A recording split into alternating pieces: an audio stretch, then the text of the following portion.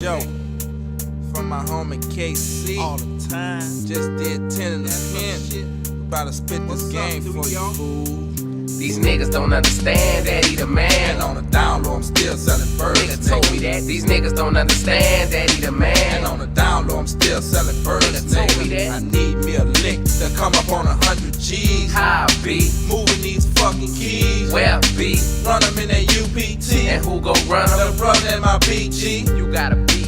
And niggas my lady. Four goes and I'm out. Fell baby. I hit my safe for 150 G's. Why, nigga? All in for 20 keys. Street value. 250 G's. And what's your price? I lick for 100 G's. My people, baby, about to bring some heavy Snow White. All this coke, I'ma have to go run all month flight. Fuck breaking down 20, breaking QB. Zip, lock 'em up and ship 'em to that UPT. Never seen a triple beaming so much, yeah. All this coke spells nothing but mail. 100 G's with ease, well, let's go bring drama. I keep packing shit, you getting isolated with mama. Too many keys, bringing racks and gats and Cadillacs. But through thick and thin, yeah, got my best. Niggas don't understand that he the man. And on the down low, I'm still selling birds. Nigga told me that. These niggas don't understand that he the man. And on the down low, I'm still selling birds. Nigga told me that. About to break these keys down, water keys. Let vamp run them all in that third wall UPT. KC, drop this load on my BG. 10 a key. Bring me back 100 G's. Nigga, get your shit. Nigga, I got my shit. I'm ready to cop your shit. I'm ready to pop my shit. I'ma take your bread, introduce you to debt. When you get the hell, tell them I'm for fight with your man. I'm tired of flipping these hundreds. I wanna flip some G's. Hook us up with baby. Graduated the keys. We gon' make this shit happen. We gon' flood them out uptown. And we gon' bring a sprinkle a little bit downtown. We're right legends with Intero. Momos on Camaros.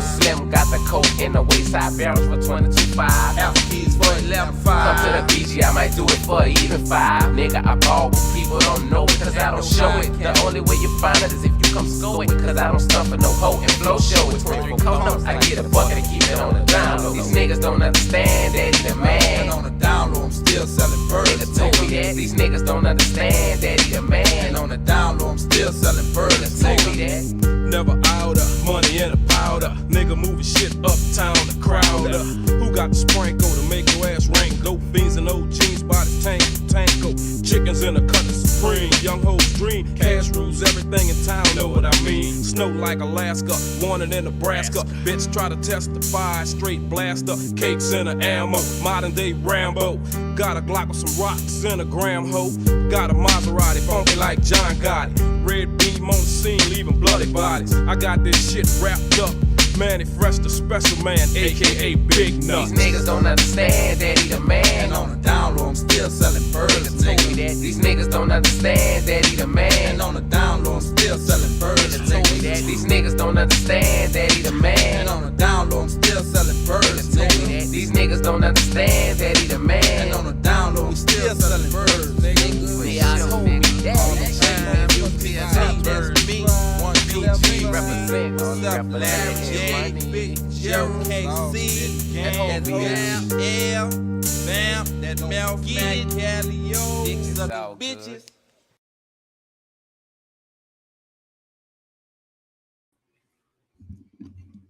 Yep, gangsters in the building. Yep, gang. Yep. We Japanese still. You getting cooked in front of your family like a Japanese meal. It's Yashu the Hibachi, and none of you niggas can stop me. Today's topic, bruh, is Reggie. Reggie, we're gonna have to have a conversation. We're gonna have to have a conversation, brother. And this conversation is warranted, brother. I've heard some very racist, hateful things come out this man's mouth in the video that we're gonna play. Right, the video that we're about to watch together. This man is basically spewing hatred for North Africa, and this is why I tell people these people that claim to be African or Pan-African are not really pro-Africa or not Pan-African. Because if you're Pan-African, Pan means all. Africa is the continent, right? That includes the territories that are dominated by the Berbers, the Amazigh, North Africans or whatnot. And in this video, he's pretty much poo-pooing on all of North and East Africa. And I told you guys this. These Afrocentrics are racist. I told you guys this. They're basically saying light skin Africa, wherever you find light skin is the enemy. That's pretty much what he's saying. Like the Berbers, the Amazigh. He even threw the Ethiopians in there and said, "Oh, Ethiopians were slavers. They were slavers. West Africans were slavers. The Dahomies were slavers. The Yoruba were slavers. The Igbo were slavers. We had the brother from Cameroon on here saying that they had to run and hide in the mountains." You know what I'm saying? Because slavery was such a big commodity in Cameroon, and Africans were doing it. We read the book about the Anlo. When the Anlo after the British, pretty much abolished slavery, the Anlo wanted to continue to keep, trading slaves, and they did it illegally, right? So a lot of nefarious things happen in West Africa as well. All of the West African states that we bring up had slave traders in it. There were slavers. So when you bring up that history, all you're doing is rebel rousing and trying to incite the people's emotions, because all you got to say to black people is slaves, and they start crying and whining and moaning, but your ancestors were involved in slavery too. Okay? Cut it out. And then his argument is, oh, these people in North Africa are not Africans. They got there late. So we're going to deal with that today. We're going to deal with that. Man, come on, man. We're going to deal with that. Yap gang in the building, more in the building. Yap, let me know if you want to be on the show, brother. I'll let you up. Kedrick Shalom, brother. Yap. Safik in the building. Shout out to all my people. Yeah, man, there is E1B1A in Libya and in North Africa, period. But there's E1B1B there, and that's what we're going to talk about. You understand? And here's the thing. African Americans, I can't stop saying this, right? African Americans, and Reggie, you might be one of those individuals. There is a large percentile of African Americans that descend from Europeans. You would accept them and not our actual paternal brothers that live in North Africa and East Africa. You guys are sick, man. This racial schema that y'all have made up here in America and Europe has pretty much destroyed you when you try to deny your familial ties. This man said that, oh, these people had nothing to do with ancient Egypt. GTFOH, Reggie. GTFOH. They have everything to do with it because E1B1B was running from North Africa into Levant back and forth for thousands of years. What are you talking about? Hello, the Green Sahara. Hello, EM123. Hello. And this is why genetics is important. Because when you deny genetics, the one field that elucidates ancestries, you come up with these crazy racist doctrines like the one that Reggie is about to showcase. Yeah, man, we got to start seeing people's haplogroups. Hey, Reggie, we will sponsor your 23andMe kit so we can see what your Y-DNA is. You might be haplogroup I. We don't even know. And you're talking this African shit and trying to delimit other people's African ancestry, right? And trying to exclude other people's African ancestry. When you might have haplogroup I, you might be a Sardinian or something. We don't know. And you have the audacity to come on Sarnetta's channel and spew this hatred, right? And everybody that's in the audience, they're just like church members. You know, when they go to church, you know, saying they in there, amen, amen, that's right. You know what I'm saying? They rooting, they hollering, they streaming, they excited, right? And then after the church service ends, you ask them, what did you learn? I don't know, but it was good. That's the same thing that goes on Sarnetta channel. It goes on a lot of these channels. These channels are not about education. I can't say this enough. These channels are pretty much indoctrination. That's all it is. And all you guys want to do is indoctrinate people on this race baiting, colorist bullshit that you guys been pushing for years. You know, so when they mention all these guys, these elders in the community, these people are racist. They reverse engineered white supremacy. That's all they did. But when we look at the facts, when we look at now, thank God for DNA, we can actually elucidate the ancestry now and see who we are related to paternally. And these people that we're related to paternally have always lingered around North Africa and the Near East and in the Levant. They've always done that for thousands and thousands and thousands and thousands of years. So let's get into this video. You understand? And listen to racist Reg give his presentation, and you guys will see for yourselves. But it is just Before I start, disclaimer: his audio is low for some reason on this video. I don't know why. So you guys just bear with me. I don't know why his audio is so low, but hopefully you guys can hear it. And before we start, let's read the Fair Use Act. We are covered under the Fair Use Act here. So Section 107 of the Copyright Act provides the statutory framework for determining whether something is a fair use and identifies certain types of uses such as criticism, commentary, news reporting, teaching, scholarship, and research. I will be giving my commentary. I will be critiquing, and we'll be using this video for teaching, scholarship, and research purposes. All right, so let's get to it. the truth. If you don't know me, my name is Brother Reggie.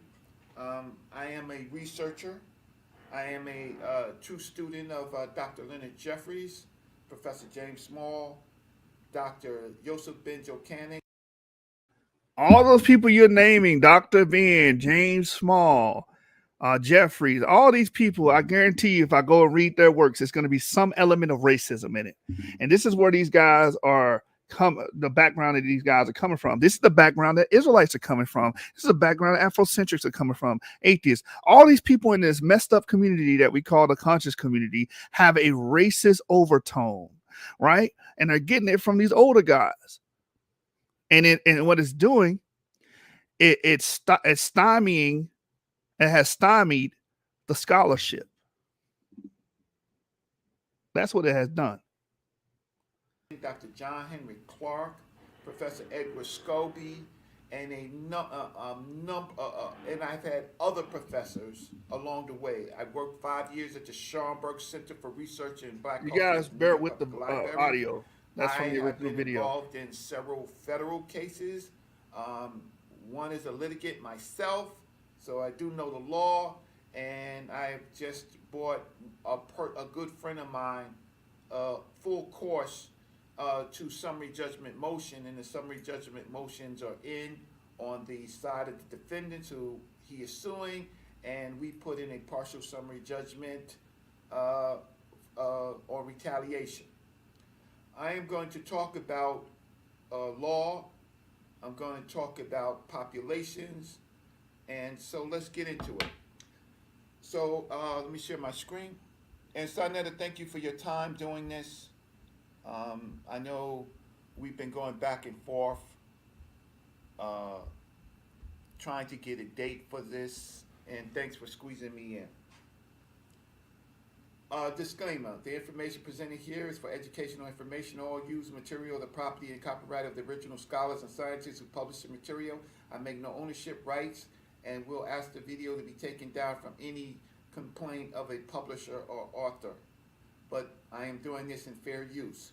The presentation is created to equip an uninformed generation of African people, descendants of the continent of Africa, about the depopulation of Africa during the trans-Saharan slave trade. I'm sorry, I had to stop this to make this comment, man. When you start watching these guys, everybody else can be African except the actual Africans. Y'all notice that? Like the 30 to 40% of people that actually descend from Europeans, y'all just like, oh yeah, they African. The actual pharaohs that had haplogroup R, oh, they're African. But the people that actually got African ancestry paternally, you guys tell them, nope, they're not African. Get the fuck out of here. What's wrong with you guys? You guys are weird, man. You guys are weird, and you're disseminating misinformation. And you're basing everything off skin color. Oh, those people are not dark like us, so we're gonna say, Reggie, you're light skinned. What are you talking about? Again, I have to say this again. The people that actually descend from African men for thousands and thousands of years, we're talking about going back 24,000 years ago at the end of the last glacial maximum. We're talking about people that lived in the Pleistocene. We're talking about people that lived in the Holocene. We're talking about the Middle Stone. People that live in these periods for thousands and thousands of years. You truncate their ancestry, but you accept people that are pretty much newcomers in Africa or people that descend from slave masters as Africans. You guys are weird. And your methodology sucks, and it's based on a racial schema given to you by a German. How about that? Put that in your pipe and smoke it. What the hell wrong with you guys?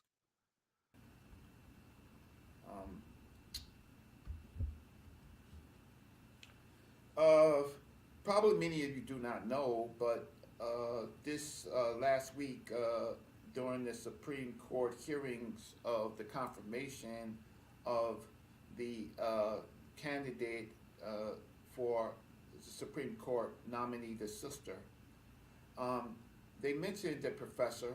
I'm not going to mention the professor's name, but we know who the professor's name is.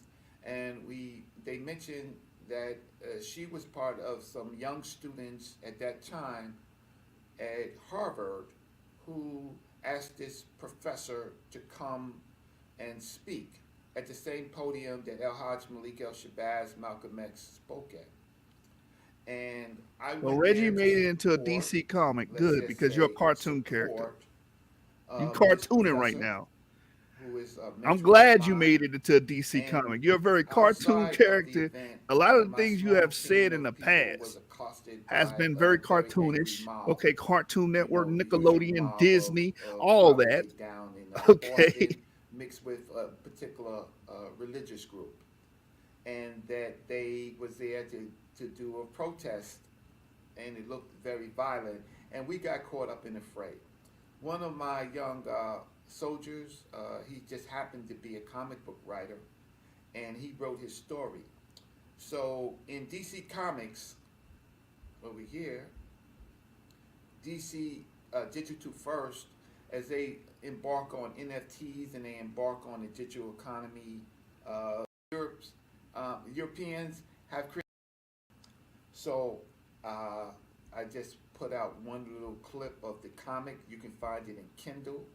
But your brother Reggie is in the DC comic book world as a human superhero. I agree, Reggie. You are in the comic book world. Brother Reggie. You think like a comic book. Ignorance is no excuse on understanding ancient Egypt 2022, the ignorant Africans. The chief, the anti-theist, the craftsman, the barber, the architect, the Miss Young revolutionary, the pseudos, the Abrahamic religions, and the groupies. You're going to get a lesson today.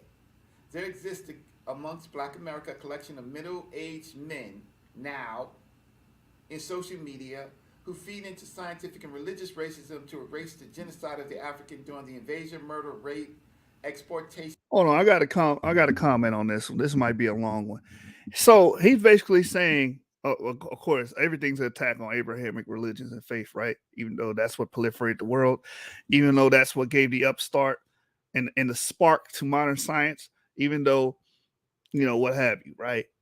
And he's saying there exists among Black America a collection of middle-aged men in social media who feed into scientific and religious racism. Here's the thing. You are the one who is feeding into scientific and religious racism when you teach that the people of North Africa, which he's going to go into, I'm going to let him say it, are, not related to Africans or not Africans. That's scientific racism. That's religious racism. That's what you're doing. Right? It's so ironic that you made this slide, but it applies and it's applicable to Reggie. It says, racism.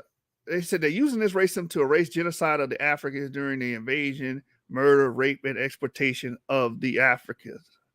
because they are ignorant of a rarely studied part of history. They fuel misinformation of the true effect of the invasion of Africa and the trans-Saharan slave trade. And that's your problem. Your mind is stuck on trans-Saharan slave trade, period. History for black people, for you, pretty much starts in the slave trade. But these peoples were already in Africa tens of thousands of years prior to the trans-Saharan slave trade, prior to Arabic even being speaking, prior to the Common Era. So what are you talking about? This whole thing is your form of rebel rousing to get people into their emotions when you see murder, rape. Oh yeah, Africa was murdered and raped and they were sold. Yes, they were. That's a part of human history.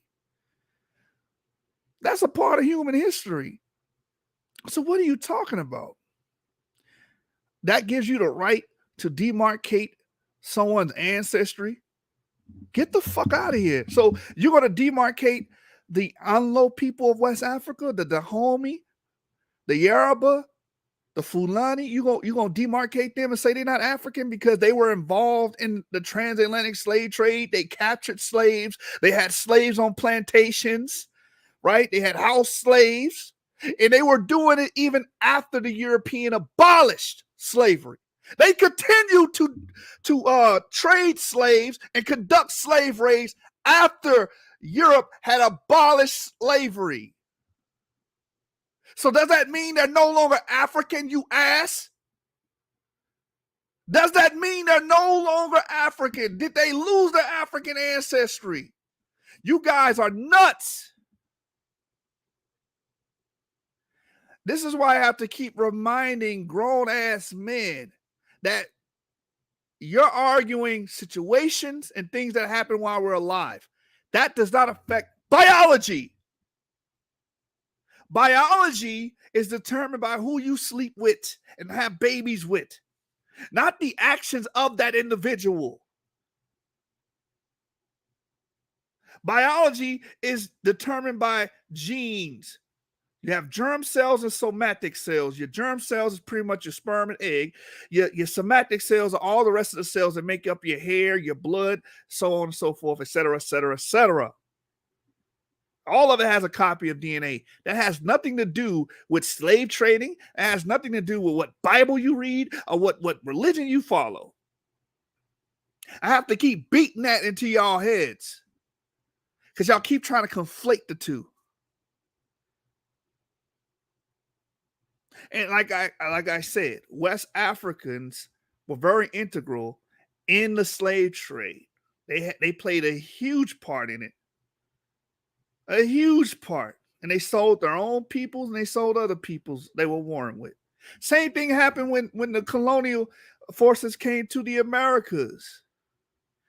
The Native Indians were already fighting with each other and selling each other as slaves prior to the Europeans got here, and the Europeans just used that as an advantage, right? So if we're going to truncate people's ancestry because of their involvement with slavery, then you're going to have to damn near do all of West Africa. You nut.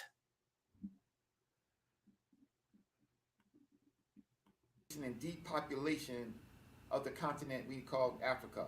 Because they're ignorant of a rarely studied part of history, they fuel misinformation of the truth that affects of the invasion of Africa, which is the trans-Saharan slave trade. The peoples and direct descendants of the continent called Africa, we have no friends. The Hebrews, Christians, Arabs, and the Europeans have created multiple thought diseases to separate us from the peoples of Africa and to keep us from being unified, as they have historically raped, murdered, depopulated, and destroyed our people, often using our own peoples as tools when they themselves become infected with this. All right, so let's say this, because I know the audio's low, so let's read what he said. The peoples and direct descendants of the continents of Africa have no friends. Again, this is all emotional. This is an emotional spiel here. This is not academic. This is emotional. No, they have no friends. They're being tortured. Shut the fuck up. How are you supposed to learn from this? All you're trying to do is teach people to react emotionally and not logically. right? It said the Hebrews, Christians, Arabs, and the Europeans have created multiple thought diseases to separate the peoples of Africa from being unified as they have historically. But you're the enemy of Africa right now, because you're about to say the Amazigh and the Berbers are not Africans. What the hell is wrong with you? And then you even attacked Ethiopia. But you want to talk about they're trying to stop them from being unified. Bro, you are disrespecting Africans throughout this entire presentation. That's why I told you guys, these people that claim to be Pan-African are not pan nothing. These niggas is American racists. That's all they are. An American racist. Are there people in Africa that do bad to other Africans? Yes. But to sit up and act like that you are the arbitrator of unification of Africa when you're disrespecting and telling people that they're not African because of the history of slavery, but not using that same rubric to test the West Africans and apply that to West Africans, shows that you're full of sugar honey iced tea. So let's read it again. He says the Hebrews, Christians, Arabs, and the Europeans have created multiple thought diseases to separate the peoples of Africa, which you're doing right now, from being unified as they have historically raped, murdered, depopulated, and destroyed our people, often using our own people as tools when they become infected as if they are zombies. Now I want to say this as well. Murder, depopulated, destroyed. Did West Africans do that to other Africans? Yes.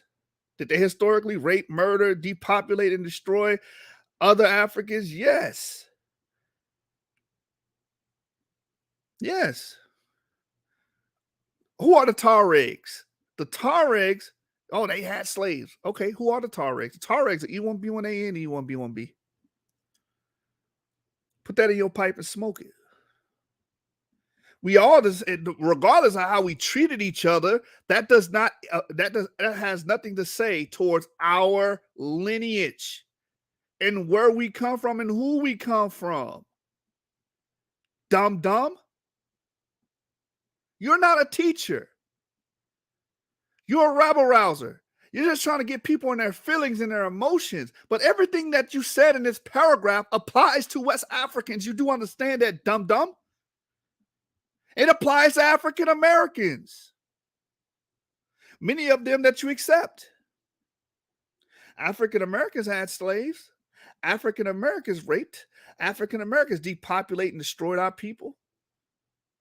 We read this in the book, The Negroes Are Our Slave Masters. We read that. It says in that book, in the introduction, many of these black slave masters were just as bad, if not worse, than their European counterparts.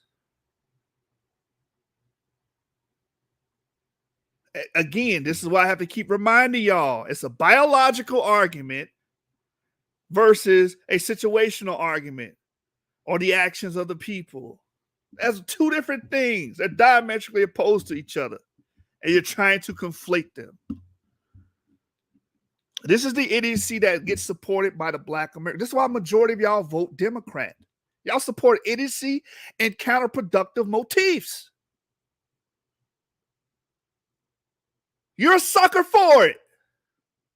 Because this is exactly what politicians do. They get up there and say, oh, racism is bad, but many of these people support the privatization of prisons. They support not giving your children that live in these urban areas many education options. They want to keep them stuck in their zip code, don't want to give them school choice. They support these things. All these things that cripple you. The prison to school pipeline, they cripple you. They're counterproductive. And telling people to be victims does not help them. You follow this emotional rhetoric instead of logical steps to recover your communities. This is what has been destroying us. Thomas Sowell was right.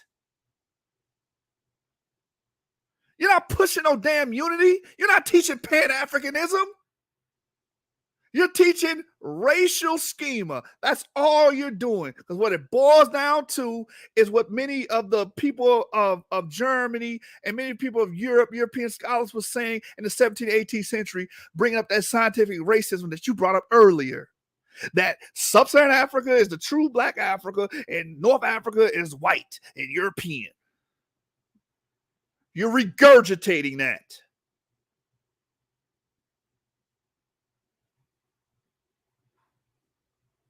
And it's supposed to be revolutionary. We've been hearing this shit for 30, 40 years. Israelites teach it. You teach it. All these people teach it. And the spirit of Blumenbach lives and speaks through you.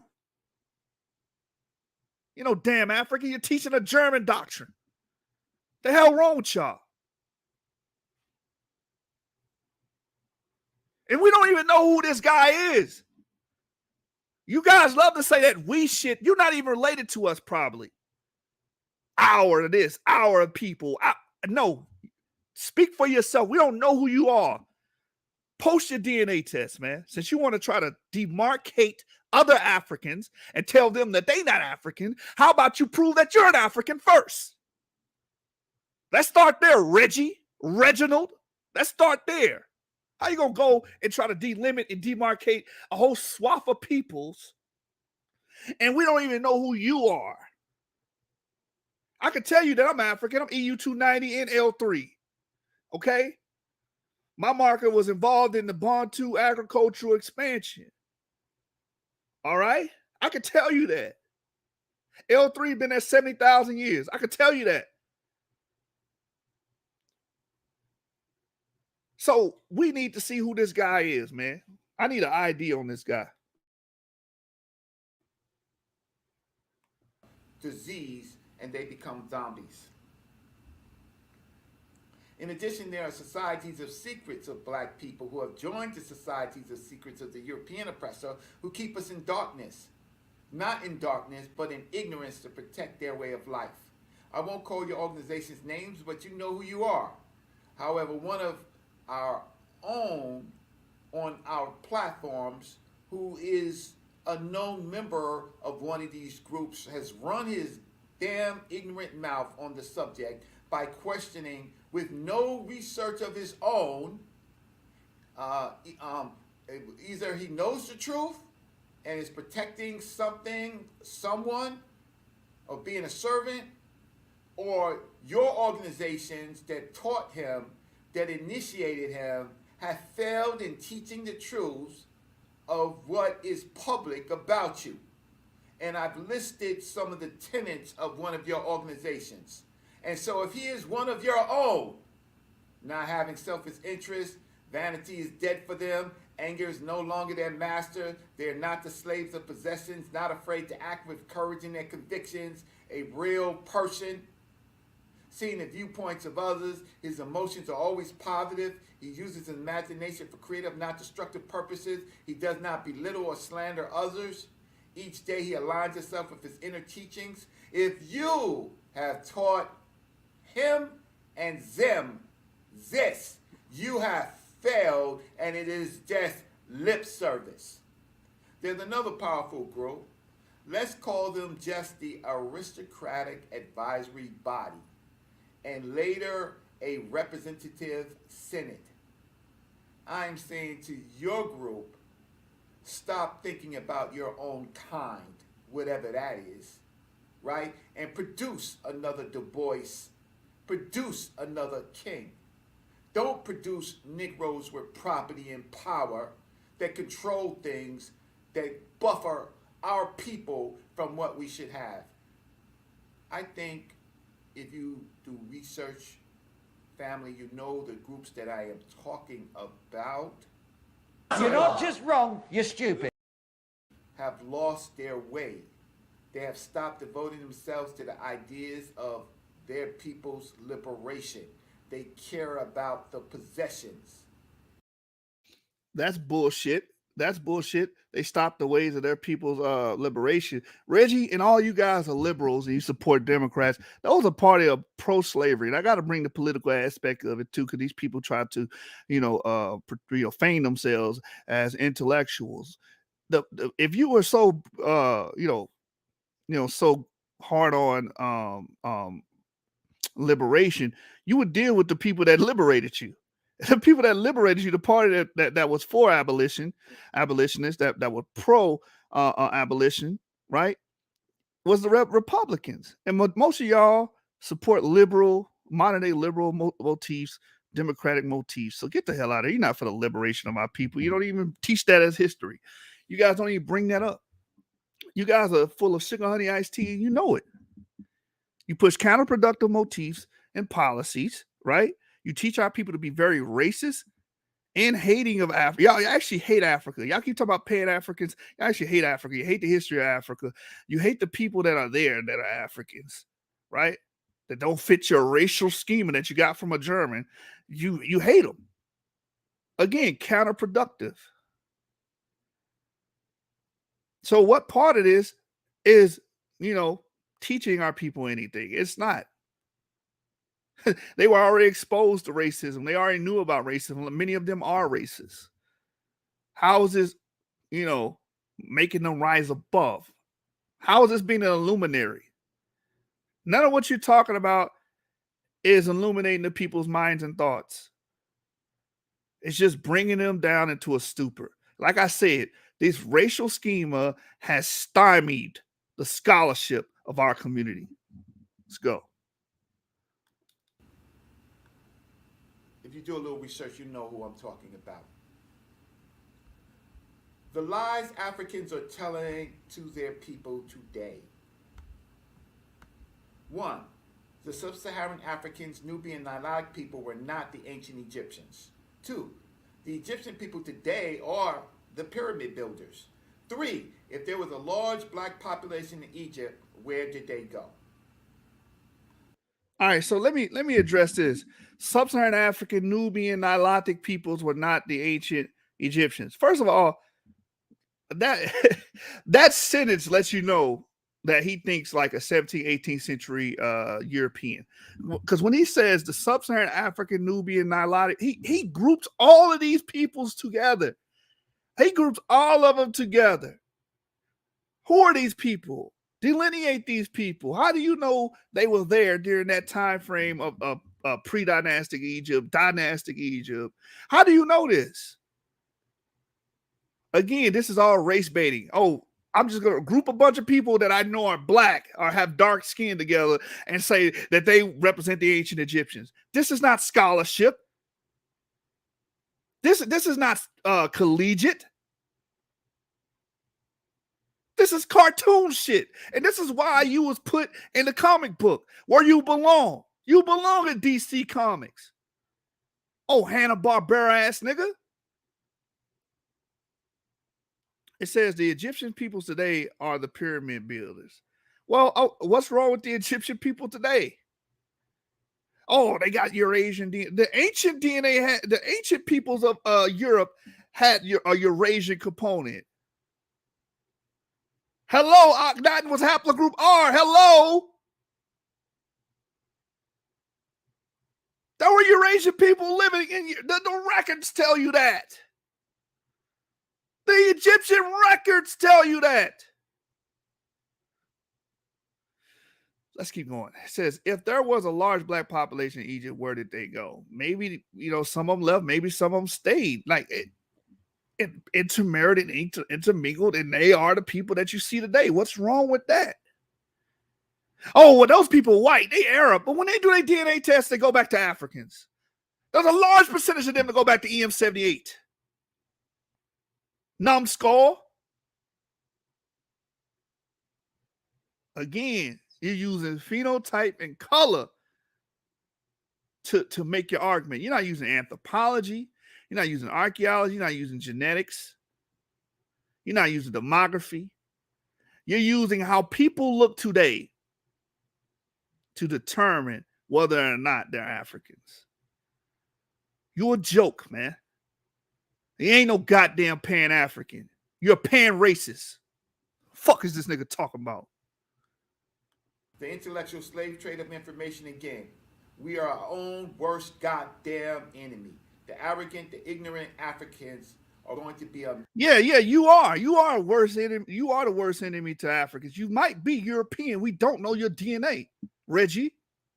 When you try to classify a whole swath of black people together as the same, that let me know all together. When you don't allow black people or for black people diversity, I already know that you're racist.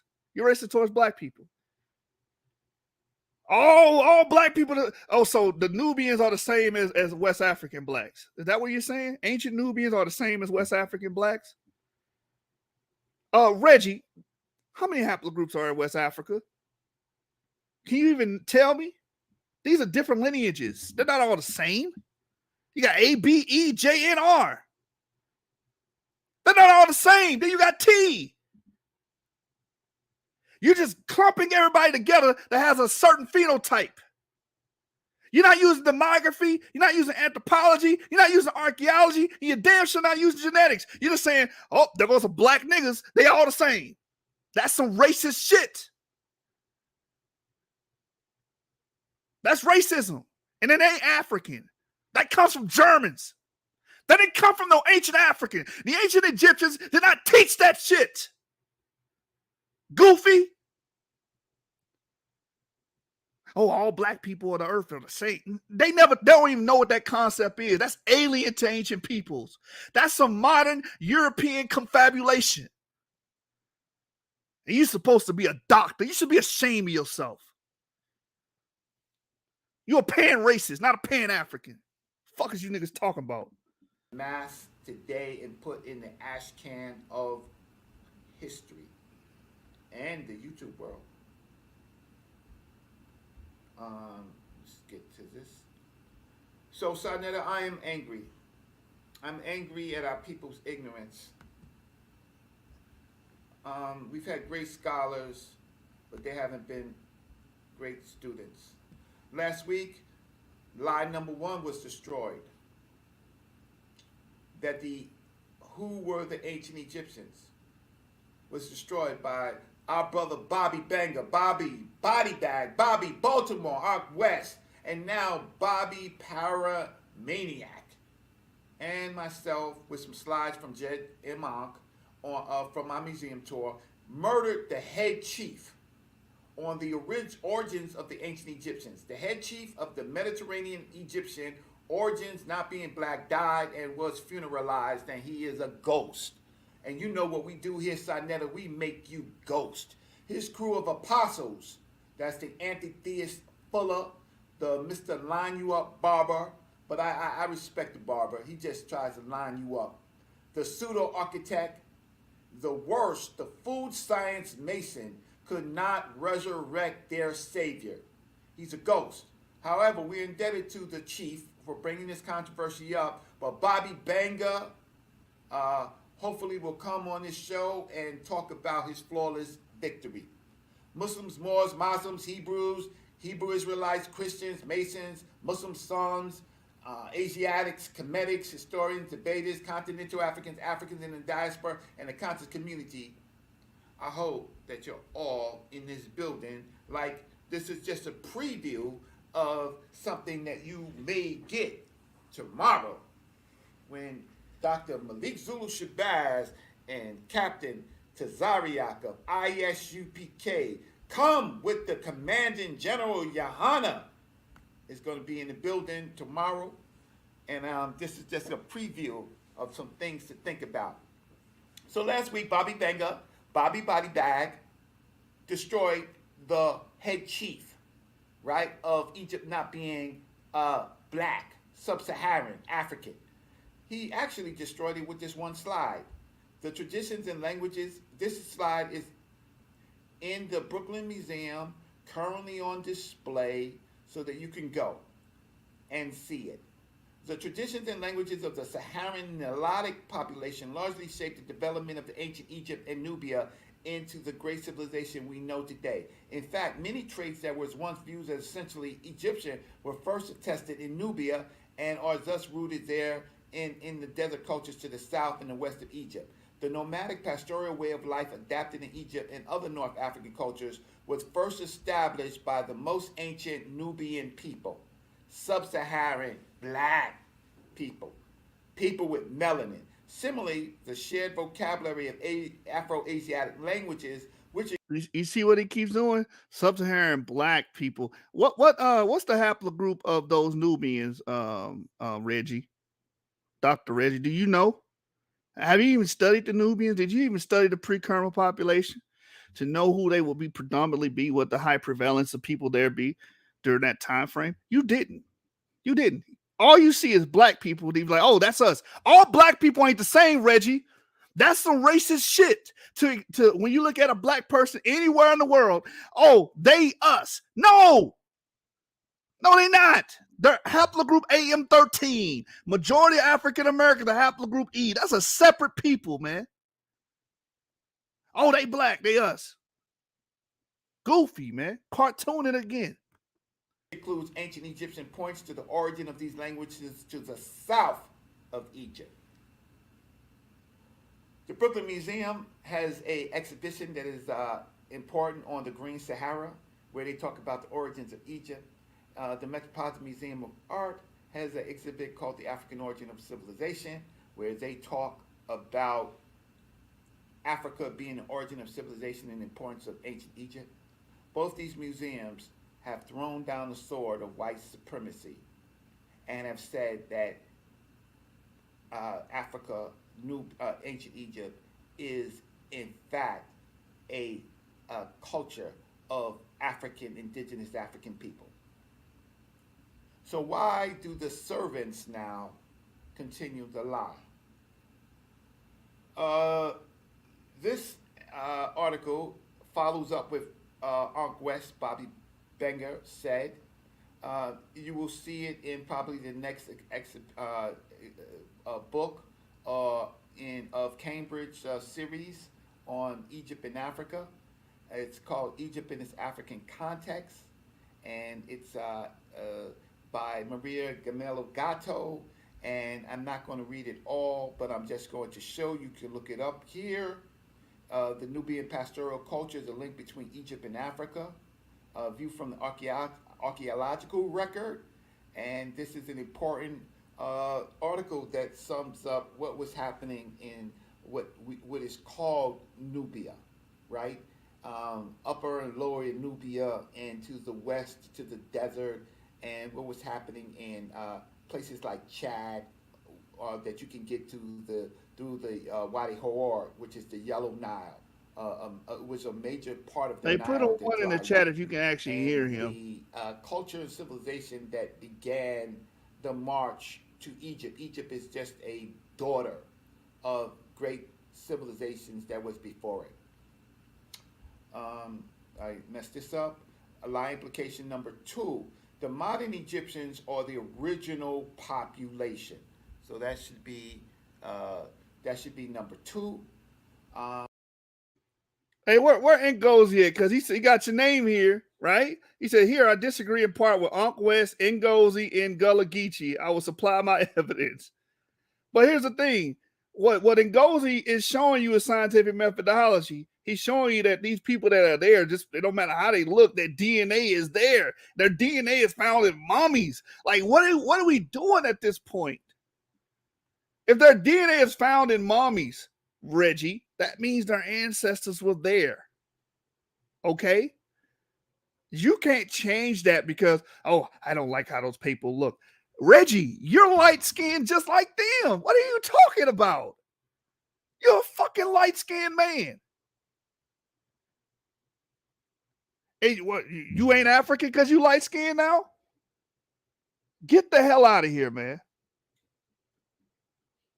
This is cartooning, man. This is high-level cartooning. This ain't scholarly. Oh, I'm against them for saying that the original population of Egyptians are the ancient ones. They were there anciently. How you gonna get mad at that?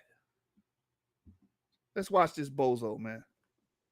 Here I disagree in part with Unc West, who has said that the Egyptians there, that they are in fact have some connection to the Nile Valley ancient Africans. I disagree slightly with him. I disagree with Ngozi and Gullah Geechee. I disagree not with their DNA evidence. I think that their DNA scholarship is actually right. I just disagree with them because the modern science has said otherwise, and I will show you the actual data. Our scholars sometimes look at autosomal DNA and look at layers and look at creolization and look at Bayesian statistics and things like that. But the fact of the matter is, historically, I will show that the modern Egyptians are not the pyramid builders. You heard what he said? He's going to show historically that modern Egyptians are not the ancient ones.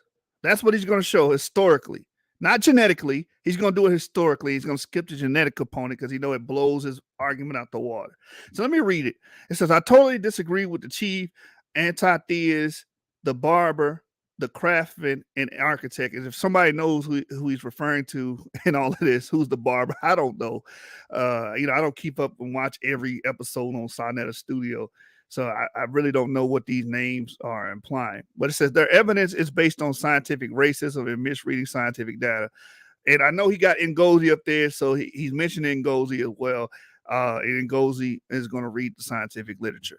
It says this group are African traders because they lack of reading. But you just said they're reading scientific. Okay, never mind. Ignorance and confirmation bias. What? They borrow scientific terms but have no training and do not know where to look for data that throws their thinking in the garbage. Okay, Reggie, your thinking is black people are there. That means we were there, or all black people are the same. Where's that in scientific literature? Point that out. So is he violating the rules of scholarship? Some would say it's not even scholarship. Damn. That was right on time. That was right on time. It's not even scholarship, Reggie. What you do is not even scholarship. It says, I will show the materials in this teaching and where to look for data that, in their viewpoints by the data. I have already shown they spit on Africans trafficked out of Africa under the murderous trans-Saharan slave trade. Africa was depopulated by at least 2.5 million of slaves and deaths. But here's the problem with that. When you're dealing with ancient Egypt, Reggie, this is what we call an anachronistic argument. When you're dealing with ancient Egypt, that's way before the trans-Saharan slave trade. That's way before the transatlantic slave trade. We're talking about 3,000 years ago. So why would you even bring that up, dum-dum? Why? Why? Because you're trying to get the audience in their feelings and their emotions. You want them to respond emotionally and not logically. All right? Let's keep reading. Let's keep playing this. And so I totally disagree with the chief and the rest of the people that I had talked about because many of them have no scientific training whatsoever. Many of them do not have college degrees. Some of them don't have college degrees. Who cares if they don't have college degrees? A college degree, and I'm gonna tell everybody that's watching this, a college degree is not a piece of paper that you get so you can argue with niggas online. A college degree is the prerequisite to land a fucking job. That's what a college degree. That's the number one purpose in America for a college degree. To get a job. You can study this shit on your own.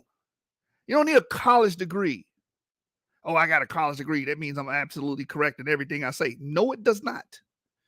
And Reggie, what do you even have a degree in? We don't even know. You probably got a degree in fucking dance or something and talking about you with the college. Shut the fuck up.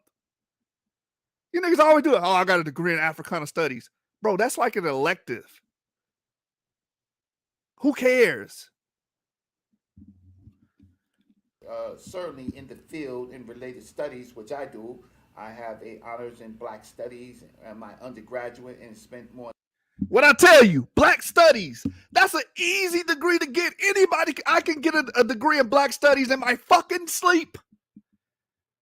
Now, if you would have said data scientist or something, I'm like, okay, yeah, this brother put some work in. But you said Africana study, Black Studies, that's a garbage degree.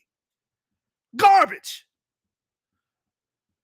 And it doesn't take too much to gain that degree.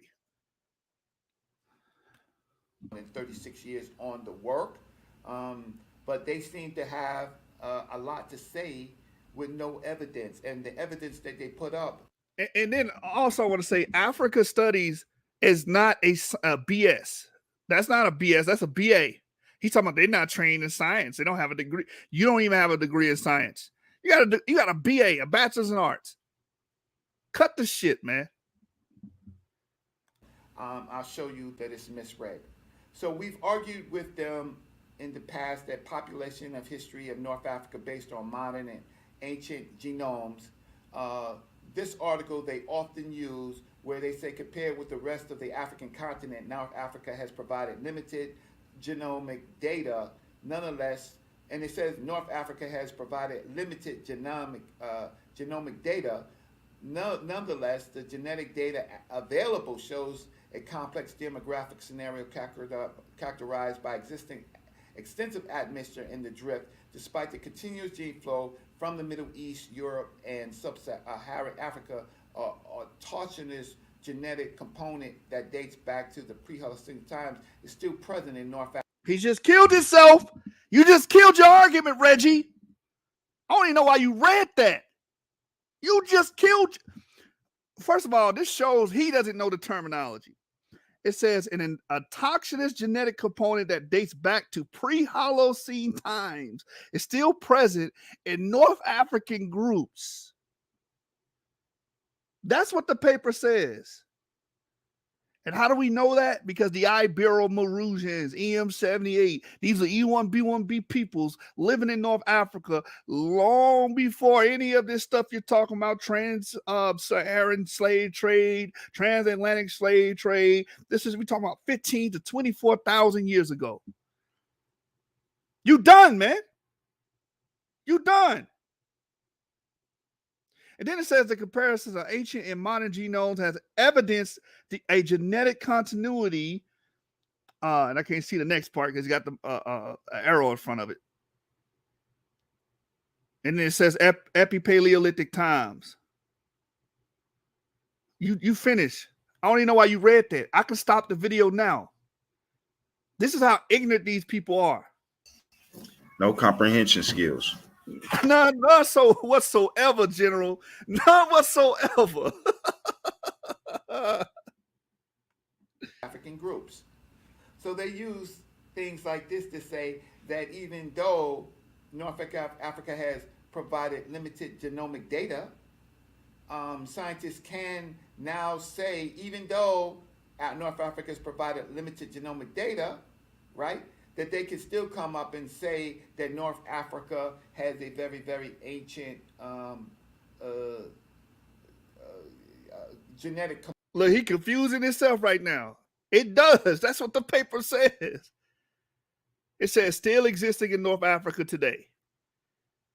Coming from this guy, we don't even know if he is African. Like, can somebody force this dude to get a DNA test, man? Coerce this dude to get a DNA. We don't even know if he's African. He talking shit about North Africans. Component that still exists. Okay, that's fine. You can't see it, and guess what? It died with ethnicity. Because ethnicity is the important term that we must always keep. I told you this guy is not an African. This guy is a German. Look what he said. It's about ethnicity. It's about ethnicity is a social construct.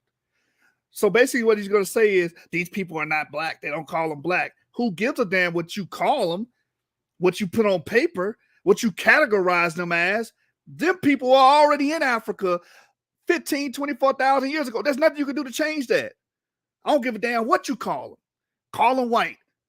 You understand? Call them Arabs. Call them what you want to call them. Their ancestors were already in Africa prior to. And that's all that matters. You could try to do the semantic game all you want. You could try to invoke your racist leaders and heroes all you want. Like I said, Blumenbach speaks to these guys. He speaks through them. He is resurrected through these guys. Ruth said he can't even say ethnicity. if the people there do not share the same ethnicity, then even though they may have some genetic components, they're not the same people because ethnicity controls who in fact you are. Did you hear what he said? Ethnicity controls who you are. No, it does not. Your genetics does. Again, you're conflating a social construct with biology.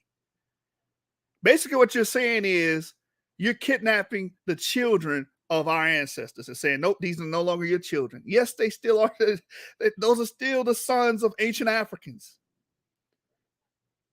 They are still the sons. Hey, Kedrick, you know what dumb people get degrees in? Africana studies, black studies. That's what dumb people get degrees in.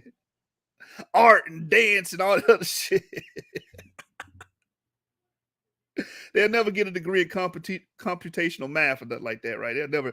Why would they do that, right? That requires brain power. But yeah, what this guy's saying, it doesn't matter as long as they have a ethnicity that we made up and society has made up that does not fall in line with black, then they're no longer our people. No, that's not how it works. They're our people because we come from the same loins. We come from the same seed. We come from the same stock. We come from the same root. That's what DNA shows us. And you trying to push a European thought process. These people claim to be so pro-African, but they're trying to push a racial schema that was brought up and generated by middle-aged Europeans, right? Colonial Europeans, but want to claim to be pro-African. Yeah, right, man. Another article they often use is ancient Egyptian mummy genomes suggest an increase of sub-Saharan African ancestry in post-Roman periods. This is a very important and popular scientific read that often is put in to say that the ancient Egyptians, the mummies that they looked at, suggest an increase of sub-Saharan African ancestry in post-Roman periods. It says Egypt, located in the Isthmus of Africa, is an ideal region to study historical population dynamics due to its geographical collection and documented interactions with ancient civilizations in Africa, Asia, and Europe. Particularly in the first millennium BC, Egypt endured foreign domination, leading to a growing number of foreigners living within its borders, contributing genetically to the local population. Here we present 90 mitochondrial genomes as a genome-wide data set from three individuals obtained from Egyptian mummies. Let me read this again. As well as genomic-wide data sets from 3 individuals obtained from Egyptian mummies. 3. The samples recorded from the Middle East span around 1,300 years. The ancient Egyptian population in the New Kingdom, the Roman period. Our analysis revealed that the ancient Egyptians shared more ancestry with Near Easterners than present-day Egyptians, who received additional sub-Saharan admixture in more recent times. So these scholars take 3 damn mummies, even though. Hey, first of all, it said 90 mtDNA or maternal markers, and then 3 that they have full genome analysis on, which I know 2 of them are E1B1B and one's haplogroup J. And he said 3 damn mummies.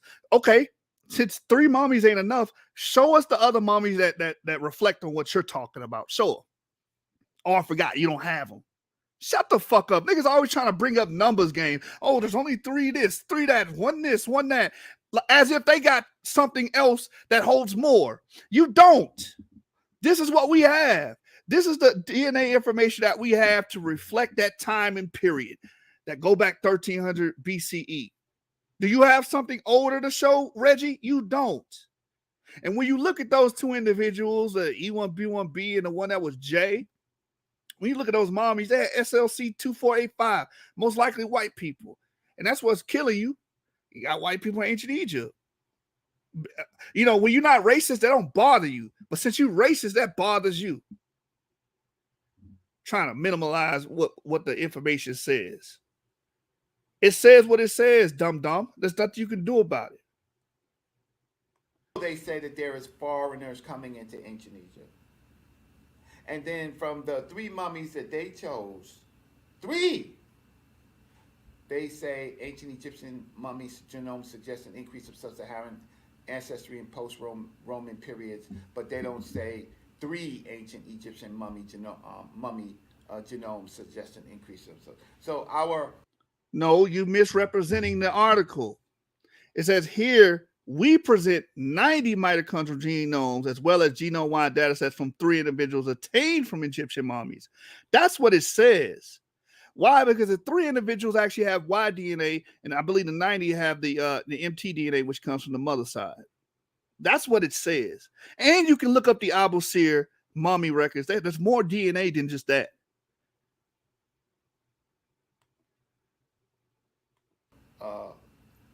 sick, Matter of fact, this is what I'm gonna do while he talk.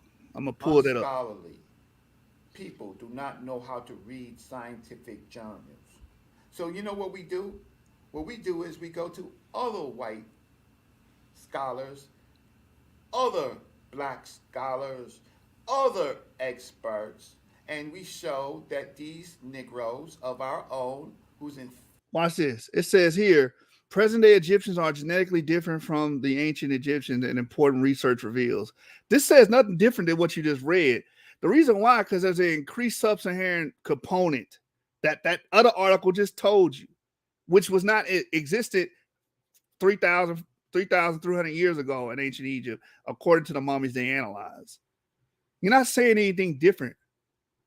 Affected by these diseases of intellectual stupidity didn't get the press release. Oh, you can get this headline. From the blog of Coptic Literature, Culture, and Politics, present-day Egyptians are genetically different from the ancient Egyptians. An important research reveals in 2019. So they use those other 2, but they didn't get the headline. So what does the headline say? The ancient Egyptians were genetically distinct from the modern Egyptians. Kills them. Peace, right? Peace. Kills them. Dead. The ancient Egyptians were genetically distinct from the modern Egyptians. The genome of the mummified individuals contained almost no sub-Saharan DNA that dominates the genetic profile of modern Egyptians. What did I just tell him? What did I just tell you? The article is saying the same thing that the scientific paper was saying, that since modern people have more of a sub-Saharan African component, they're different in that regard. That's what that article is saying. And you say, oh, well, this paper says something. No, it's saying the same damn thing based off the same database that they had. Possible reasons for the high sub-Saharan ancestry in the modern Egyptians include, increased mobility down to the Nile and increased long-distance commerce between sub-Saharan sub-Saharan Africa and Egypt. Till the trans-Saharan slave trade is known to have moved between 6 to 7 million sub-Saharan slaves to northern Africa, including Egypt, over a span of 1250 years, reaching its high points of the 19th century. Y'all keep that in mind. So, first, present-day Egyptians are genetically different from the ancient Egyptians, even though there is not much sub-Saharan genetic data inside the modern, the data, all right? But the sub-Saharan would be genetically distinct from the North Africans just based on how genomes work. Exactly, Reggie. That would mean that ancient Egyptians would not have that great of a sub-Saharan African component. That's all this paper is saying, just like the DNA paper was saying. Like, you didn't do anything but prove the point. Then you said over here, point 3 has been impeached. No, it hasn't. You just reinforced it. Thanks, Reggie. Ancient Egyptians did not have that much of a sub-Saharan African component, according to the paper you just read. This boy can't be this damn dense. So they're distinct peoples, but this article looks at modern day, present day Egyptians, and they are distinct from the ancient Egyptians. And then they say the trans-Saharan slave trade is known to move between 6 and 7 million sub-Saharan slaves to northern Africa, including Egypt, over a span of 12-50 years. So that's how they're saying they got the sub-Saharan African DNA through the slave trade that you brought up earlier. That's how they got it. That's why they're distinct from ancient Egyptians, because that sub-Saharan African component was not there, but now it's there because of what you just brought up. And you don't even understand that that's killing your argument.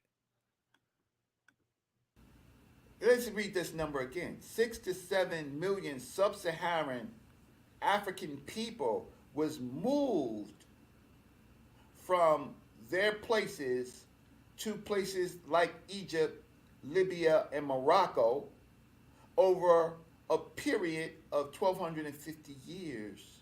Says to me that Africa has been depopulated. The sub-Saharan population that could give the evidence was depopulated and murdered and raped, right? And that we have not studied the historical information that connects to the DNA. However, point number 3, which goes back to that first thing that these pseudoscientists, pseudos read, it says the ancient Egyptians whose mummies were studied, 3 mummies, were closer toward Near Eastern and European samples. Okay, so let's just see what other scholars say about that. Well, you don't have to go too damn far. You could just go to, Wikipedia or autosomal DNA. In a 2019 study, it analyzed autosomal makeup of modern North Africans of populations using ancient DNA references. Egyptians are found to share more affinity with Middle Eastern populations compared to North Africans. So that's what's said. Egyptians carry more of a Caucasus hunter gather group, Iran Neolithic, compared to the other North Africans. More of the Natufian related components and less of the Ibero-Maurusian. This is a term that Ngozi also always uses a lot. The Ibero-Maurusian related component to other North Africans, and also less of the steppe European hunter-gatherer component consistent with Egypt, geographical proximity to Asia. But a recent genetic study published in North European Journal of Human Genetics in Nature showed that North Africans are closely related to Europeans and West Asians, as well as Southwest Asians. Northern Africans can clearly be distinguished from West Africans and other populations dwelling south of the Sahara. Mohammed Titel, in their analysis, discovered that both Muslim Egyptians and Christian Copts showed a distinct North African cluster at 65%. And what he reading, if he go read the YDNA, mtDNA, it will make sense what he's reading, because North Africans are intermarrying with people from Southwest Asia. That's why when you look at their mitochondrial DNA, it'll be U6 and M1. And even that's old. That's 15, 20,000 years old in North Africa. How we know that? Because the Ibero-Maurusians had that mitochondrial DNA, U6. So they've been mixing with Levantine populations and Middle Eastern populations because they've been traveling back and forth for thousands and thousands of years. So, of course, we expect to see this in the autosomal DNA. People use autosomal DNA incorrectly all the goddamn time. Autosomal DNA is not direct inheritance. It gives you your indirect inheritance. So, for instance, you have someone that's from Southwest Asia that has the U6 mitochondrial marker. You marry that woman. You pick up the autosomes that come from her family line. You don't directly relate to those people, but your children will have those autosomes that come from her great uncles, her great aunts, so on and so forth, right? That's what autosomal DNA is. It's also called admixture DNA for a reason, because that's what you get from admixing. Now, when you want to see who you directly descend from, you look at your paternal and your maternal line. Your paternal line is your Y DNA. These North Africans have E1B1B. They come from EM78. These are old North African markers, as he read in the scientific paper before, that still exist. That's a toxicity to North Africa that still exists in the people in North Africa today. He ran to the autosomal DNA thinking that he could get saved. No, you're not going to get saved because people admix. That's why. Don't you know you got E1, B1A markers in the Middle East, but they are autosomally 90% Middle Eastern and not Sub-Saharan African? That's because they've been there forever and mixing with the people or the local peoples. That's all that's telling you. Boy, I tell you, man, you can't be this goddamn dense. This is predominantly ancestral component and unique to the geographical region of Egypt. You can read this and you can also misread it. So then, if you go to the articles that they cite, using admixture and principal component analysis, we estimate the average population of non-African ancestry in the Egyptians to be 80% and dated the midpoint of admixture event by Adler to around 750 years ago. Oh. So the modern Egyptians, we estimate the average of proportion of non-African ancestry in the Egyptians, moderns, to be 80%, and dated to the midpoint admixture to around 750 years ago, consistent with Islamic expansion and dates reported previously. The Ethiopian population showed, as expected, more variable spectrum of genetic integration. Oh, so when we go to the science articles themselves, what we do and we read, what we find is that the modern Egyptians are 80% different than the ancient Egyptians. They share non-African ancestry up to 80%. So when we start reading, that means they're the same people. That means they got the same lineal descent, brother. You still not getting it. You still don't understand what you're reading, man. Scriptures say, in all you're getting, get it understanding. It's understanding without readers, right? And you don't understand what you're reading. When you see that they are comparable, looking at their admixture, that helps the argument that they are related to these people, not none related, right? So he read right here, the principal component analysis, which he probably doesn't even know what it is. We estimate the average proportion of non-African ancestry in Egyptians to be 80%, and dated to the midpoint of the admixture event by Al-Dir to around 750 years ago, consistent with the Islamic expansion and dates reported previously. The Ethiopian population showed, as expected, a more variable spectrum of genetic introgression, consistent with previous reports. The Amhara and Oromo were shown to have around 50% of their genetic genotype derived from their non-Africans. This is standard scientific stuff right here, because about 3,000 years ago, the Oromo and the Amhara had an introgression event of Near Easterners migrating in, right? So it's consistent with previous reports. The Amhara and Oromo shown to have around 50% of their genome derived from non-Africans. The introgress proportion in the Somali and Walata amounted to 40 to 30%, and the Grumus show negligible amounts of non-African admixture. The date of the midpoint of these admixture events is 2,500, 3,000 years ago, although one notable exception to the Oromo, who have shown evidence of multiple admixture events. These conclusions are consistent with previous reports and fit with the linguistic records. Furthermore, the distribution of maternal DNA and paternal lineages reveals sex-biased admixture patterns in the Ethiopians, such as these were less male-mediated than female-mediated Middle Eastern backflow. So there was females. See, he got to read this. Females carrying this Middle Eastern DNA, like MU, and the other ones, right? Were coming in. It was less male mediated than female mediated Middle Eastern backflow coming into Africa. So females were coming into Africa, mixing with the local African population, meaning these people paternally are still Africans. This is the part he's not getting in his head. If you actually read the damn article, Reggie, you will see what it's talking about. Then it says the affinity of Egyptian African component with the modern East and West African population could be due to either continuity of human presence in the areas of recent gene flow from neighboring African regions resulting from demographic processes. So again, so when he's talking about the sub-Saharan African component, this actually talks about it, but it's going over his head. He's not understanding what thou readest, like the Bible says, right? You're not understanding it. They're saying that the sub-Saharan African proportion came much later. That's all they're saying. And the Eurasian DNA is pretty much mediated through females, not men. Majority of these men, that's why majority of these men to this day are still E1B1B.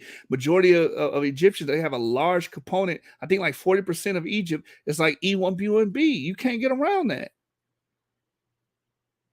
That goes back to EM78 that has an ancient presence in North Africa. You read the article earlier confirming that there are autochthonists to North Africa.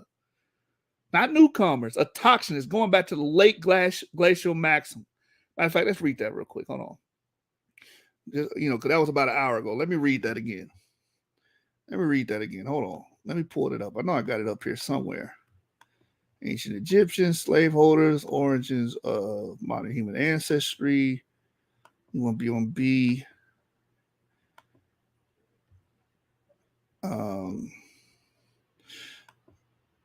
And then we'll go into I don't want human biological. Let's do what he did. Let's become Wikipedia warriors, right? Let's just pull the same thing he pulled, right? Ibero-Maroons. Let's type in Ibero-Maroons. Wikipedia. Let's just type that in. And then there should be a column for the genetic history. So he just read the autosomal. These people think they slick. Watch this. Then we'll go back to this video. Hopefully you guys are hearing what he's saying because I know the volume's pretty low. So go to the Chrome tab. Let's go to Ibero-Maroon. As you guys can see here, this is how old the Ibero-Maroon is, somewhere between 2,500, 2,300 BP around the last glacial maximum. And this is the area of influence of them. They were always in North Africa. So let's go down. Let's go to genetics. In 2013, Ibero-Maroon skeletons from prehistoric sites of Tafarat and Afalo were analyzed for ancient DNA. All of the specimens belong to maternal clades associated with either North Africa or northern or southern Mediterranean littoral, indicating gene flow between these areas since the Epipaleolithic. Again, this is maternal clades. So just as the article we just read, a lot of this Eurasian gene flow is women. It's women. It says the ancient Tafarat individuals carried mtDNA haplogroup E and subclades like U6 and M, which points to a population continuity in the region dating from the Ibero-Maroon period. These markers have been lingering in North Africa for 20,000 years. Let's keep reading. Loosretz et al. I always quote this paper, right? Analyze genome-wide data from 7 ancient individuals from the Ibero-Maroon I can't say that, Gross de Pigeons, I think that's how you say it, site near Tafarat in northeast Morocco. The fossils were directly dated between 15,000 and 13,000 calibrated years before present. The scientists found that all males belong to haplogroup E1B1B, Reggie, common among Afro-Asiatic males. The male specimens with sufficient nuclear DNA preservation belong to the paternal haplogroup E1B1B1A1, which is M78, with one skeleton bearing the E1B1B1A1B1 parent lineage of EV13. One male specimen belonged to E1B1B, M215. These Y DNA clades are 24,000 years before present, had a common ancestor with the Berbers. With the Berbers, North African people are the Amazi people. They're autochthonous to North Africa. They're not invaders. They're already there, Reggie. The ancestors of them were already there. Berbers on the Amazi are an ethnic group indigenous to North Africa, specifically Morocco, Algeria, Tunisia, and Libya, and to a lesser extent, Mauritania, northern Mali, and northern Niger. Smaller Berber populations also find in the Burkina Faso in Egypt's Siwa Oasis. Let me read that again. These Y-DNA clades, 24,000 years before present, had a common ancestor with the Berbers in the E1B1B M123 subhaplogroup that has been observed in skeletal remains belonging to Epipaleolithic Natufian and pre-pottery Neolithic cultures of the Levant. You're done. You're finished. We don't even have to keep reading. It says maternally, the Taphoros remains bore the U6A and M1B mtDNA haplogroups, which are common among modern Afro-Asiatic speaking populations in Africa. A two-way admixture scenario using Natufian modern sub-Saharan samples as reference related to 36.5% sub-Saharan African ancestry, with no apparent gene flow from the Epigraviton culture of Paleolithic Southern Europe. All right. It says where we at? The scientists indicated that further ancient DNA testing at other Ibero-Mauritian archaeological sites would be necessary to determine whether the top raw samples were representative of the broader Ibero-Mauritian gene pool. All right, from there, let me read this real quick because it doesn't take much. This is from Ethno-Linguistic Prehistory by George L. von Dreim, page 158. It says here, populations speaking Afro-Asiatic languages across North Africa bear various distinct paternal lineages, and the spread of Y chromosomal haplogroup subclade E1B1B or subclades E1B1B1 M35 and E1B1A M81 at the time of the last glacial maximum. At the time of the last glacial maximum, these markers have been in North Africa since the time of the last glacial maximum, have been associated with the spread of speakers of early Afro-Asiatic languages spreading from an area situated between the Red Sea and Lake Chad. Now, somebody in the comments said, oh, M81 is only 3,000 years old. Yes, but it comes from, it is the successor or the progeny of an older lineage that was already there 8,000 years prior to it. Let's keep reading. It says, situated between the Red Sea and Lake Chad. Y'all know what the Red Sea is. That's East Africa, and Lake Chad is Central Africa, right? Central Sub-Saharan Africa. It says some of the authors propose a relationship with the spread of these paternal haplogroup subclades and pastoralism. The distribution of subclades E1B1A M78 and E1B1A2A1 M123 indicate gene flow between what? Egypt and the Levant during the Mesolithic. Egypt and the Levant during the Mesolithic. They've been running through them areas. You know what Meso means? Reggie, do you know what Meso means? Meso means middle lithic stone. So the middle stone age, you had these people going up and down these areas from the Levant and Egypt during that time. And you have these markers in Egypt and in North Africa today. They've always been there. You are the racist. Because you're trying to delimit and demarcate people's ancestry and truncate people's ancestry and remove them. These are their fathers. These are their ancestors, whether you like it or not. You German. It says pastoralism is believed to have been spread as a subsistence strategy from the Near East through Tanzania to Southern Africa by bearers of paternal clade EM293, a subclade of E1B1B1, which is M35, independently of the southward spread of the Bantu speakers. Okay. All right. From there, let's go here. Y-DNA haplogroup E, E1B1B, and E1B1A from yourdnaguide.com. Jane Atkins is the one who wrote this article. She says here, Y-DNA haplogroup E with subgroups E1B1B and E1B1A is the most common Y chromosome haplogroup in Africa. is the most common Y chromosome haplogroup in Africa. You hear that, Reggie? The most common Y chromosome haplogroup in Africa. You're trying to demarcate and remove the most common haplogroup in Africa.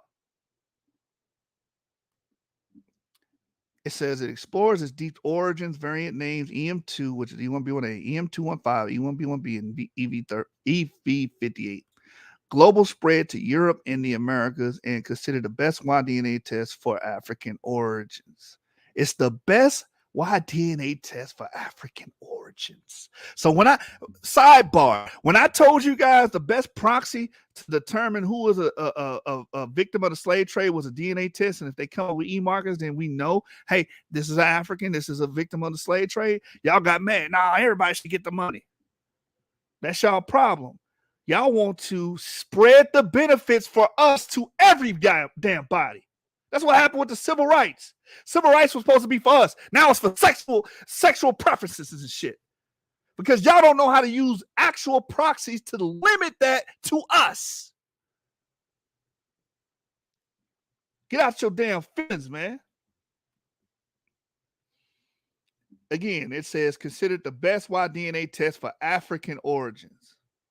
The genetic heritage of Africa is unfathomably deep and fascinating to explore. Haplogroup E is the most common Y chromosome clade in Africa and has made its way around many other parts of the world too, both anciently and also with other more modern migrations. We already proved that many of the people of the Berbers share a common ancestor with the Ibero-Maurusians, and they lingered in North Africa thousands and thousands and thousands and thousands of years ago, 15,000 years ago, stretching to the last glacial maximum. It says, before diving in, you might want to review the concepts of SNPs and Y-DNA haplogroups here. Okay, good. Now we'll take a look at this tree. So this is E. Everybody on this line is related, and we're actually related to D because we all converge here at this point here, known as DE. What is this called? Mono, meaning one, phyletic, meaning line. One line. We are monophyletic, which is a group of individuals that share a common ancestor. That's what this line represents. That's what you get the word lineage from. We share a common lineage with North Africans. Reggie. Racist Reggie. Oh, they white. They not us. Oh, ethnicity. Shut the fuck up, man. That's late people talk. You claiming to be trained in science and you talking like that. Everything that you brought up was made up confabulation, man. The racial terms, the schema that you use, trying to use ethnicity over DNA. DNA shows you where your fathers are, who your ancestors are.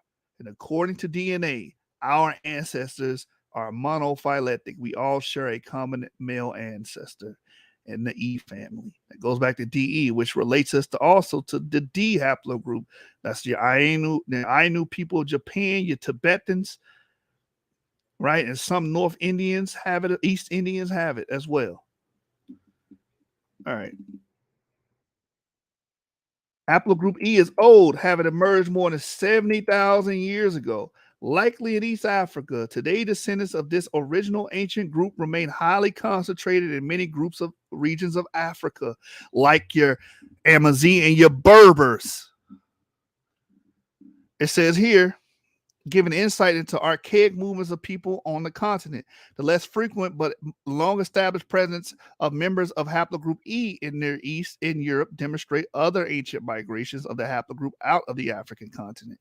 This is also most common Y-DNA haplogroup for current-day African Americans in both North and South America. Haplogroup E has something to say about the myriads of people over vast swaths of the globe. Haplogroup E1B, 1B, EM215, or EM35, which, as you can see, is going across North Africa, going into Egypt. All these places where they say they wasn't there anciently. Yes, they were. Excuse me. One of its most common sub-branches called E1B1B is defined by the SNP EM215, and these terms are often used synonymously. E1B1B can also be referred to by another SNP called EM35, which defines its major subbranch. EM35 was discovered before EM215, and almost all people from EM215 mutation also have the EM35 mutation. The takeaway is that the E1B1B, EM215, and EM35 are often used loosely to refer to the same Y DNA haplogroup subbranch. On the African continent, EM215 is found in very high frequencies in North Africa, approaching 80% prevalence in some areas across the region. These people are 80%, and they have an ancient presence here, as we just read in the other article via Von Drime's work, right? It says in the Horn of Africa, not only EM215 very frequent in Ethiopia and Somalia, 40 to 80%. But a high number, and here's the thing for all you colorists out there, that people want to go off of color. You know, there's dark-skinned people with E1B1B and white-skinned people with E1B1B. You can't be this damn dense. Like the people of Somalia and Ethiopia, they're dark-skinned. They have E1B1B. It says, but a high number of different subvariations of the group are found locally too, suggesting this area is a place of ancient origin for the group. Limited southward migration brought EM215 to isolated populations in South Africa, and there was also spread of EM215 westward on long land and possibly maritime routes into Europe, representing the last major migration of ancient Africans into Europe. Haplogroup EM215 in Europe. The age of EM215 in Europe is estimated at 10,000 years, with the highest concentration found in Kosovo, up to 45%. Other Balkan nations, Greece, and southern Italy. This is very specific genetic subcluster E1B1B from its peak frequency in Kosovo, declined steadily westward across southern Europe. This expansion from the Balkans is the major contributing event to the presence of EM215 in contemporary Europe. And also this same pan-Mediterranean expansion, E1B1A was involved with. There was a paper that deals with the findings of Corsica, where they find E1B1A and EV13 together. That's E1B1A and E1B1B buried together. So they were traveling together. It's easily to infer that. So they both did the pan-Mediterranean expansion. Let me keep reading. It says this haplogroup has long presence in the Near East as well. It's demonstrated by its occurrence in ancient remains in the Levant and mummies in Egypt. You hear that, Reggie? We find E1B1B in the Levant and mummies in Egypt. That paper you read over earlier, two of those mummies were E1B1B. Matter of fact, let me go to that paper real quick. Let me see. I still got that paper up. And just to piss you off, since you're a colorist, we're going to go straight to the phenotypic analysis. How did these people look? Pretty much. Based off their genes, let's see how they looked. I already know you're going to get upset at this because you think you got this black and white dichotomy. Everybody that's related to us got to be black, and everybody that's white is not us, right? Watch this. This is that paper. Ancient Egyptian mummy genome suggests an increase of sub-Saharan African ancestry in post-Roman periods. It says here, estimated phenotypes. Finally, we analyzed several functional relevant SNPs in the sample JK2911, which had low contamination and relatively high coverage. This individual had a derived allele at the SLC24A5 locus, which contributes to lighter skin pigmentation and was shown to be a high frequency in Neolithic Anatolia. This is what we believe the region where white skin actually comes from. It says consistent with the ancestral affinity shown above. Other relevant SNPs carry the ancestral allele, including HERC2 and LCT, which suggests dark colored eyes and lactose intolerance. That's what the paper says.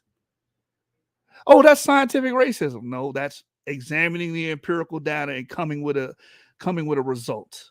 That's what that is. All right, and this paper says it twice. Hold on, let me get the other part where it says it. Hold on, Control F. Type in phenotypic. There it is. There, phenotypic analysis right here. We determine Y chromosome haplogroups for our 3 nuclear captured individuals by examining the state of the phylogenetic relevant SNPs present in ISOGG version.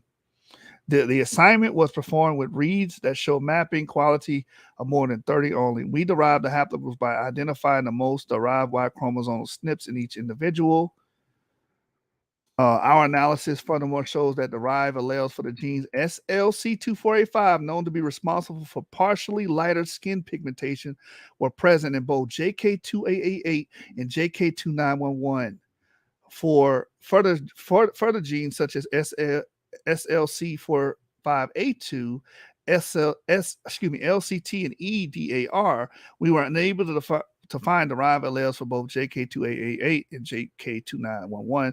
For JK2134, there was no sufficient coverage after quality filtering at the specific sites, which is why the analysis revealed no further clues. So 2 of the 3 individuals would have had SL2485, which is a gene known for lighter skin pigmentation. These are most likely lighter skinned people. These people could have been white in ancient Egypt.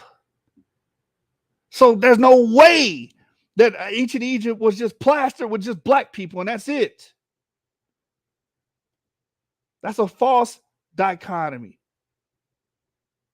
And you guys keep pushing it, man.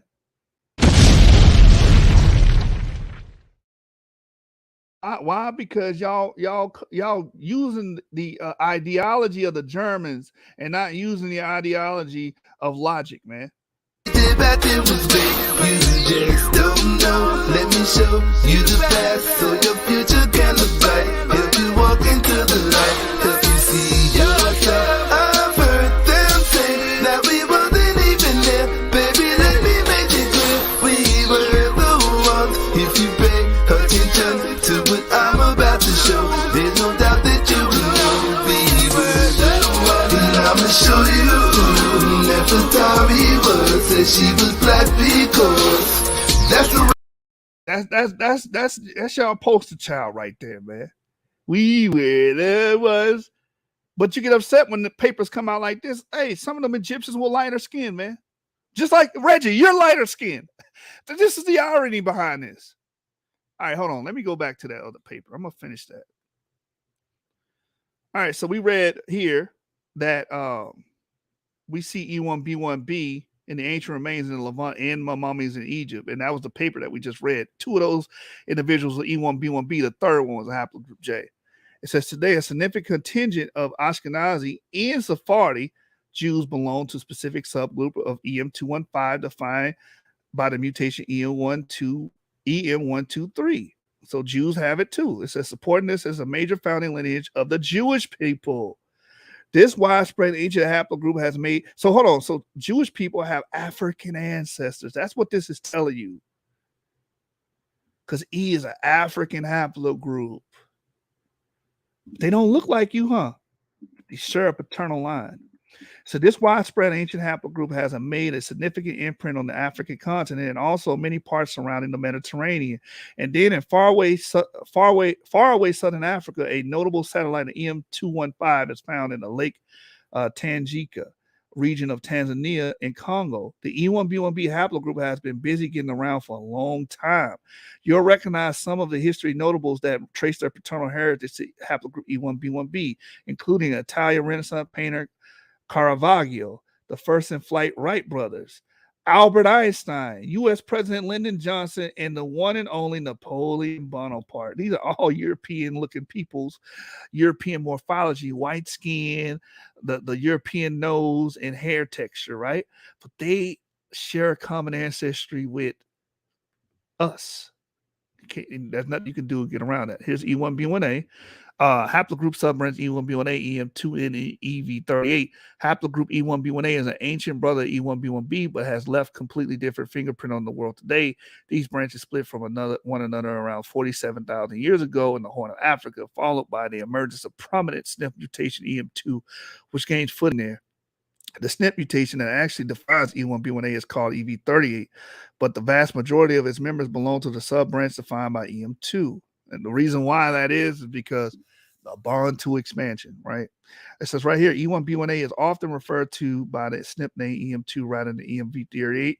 Even though EM2 defines its major subbranch, historically the terms E1B1A and EM2 were used interchangeably for some time.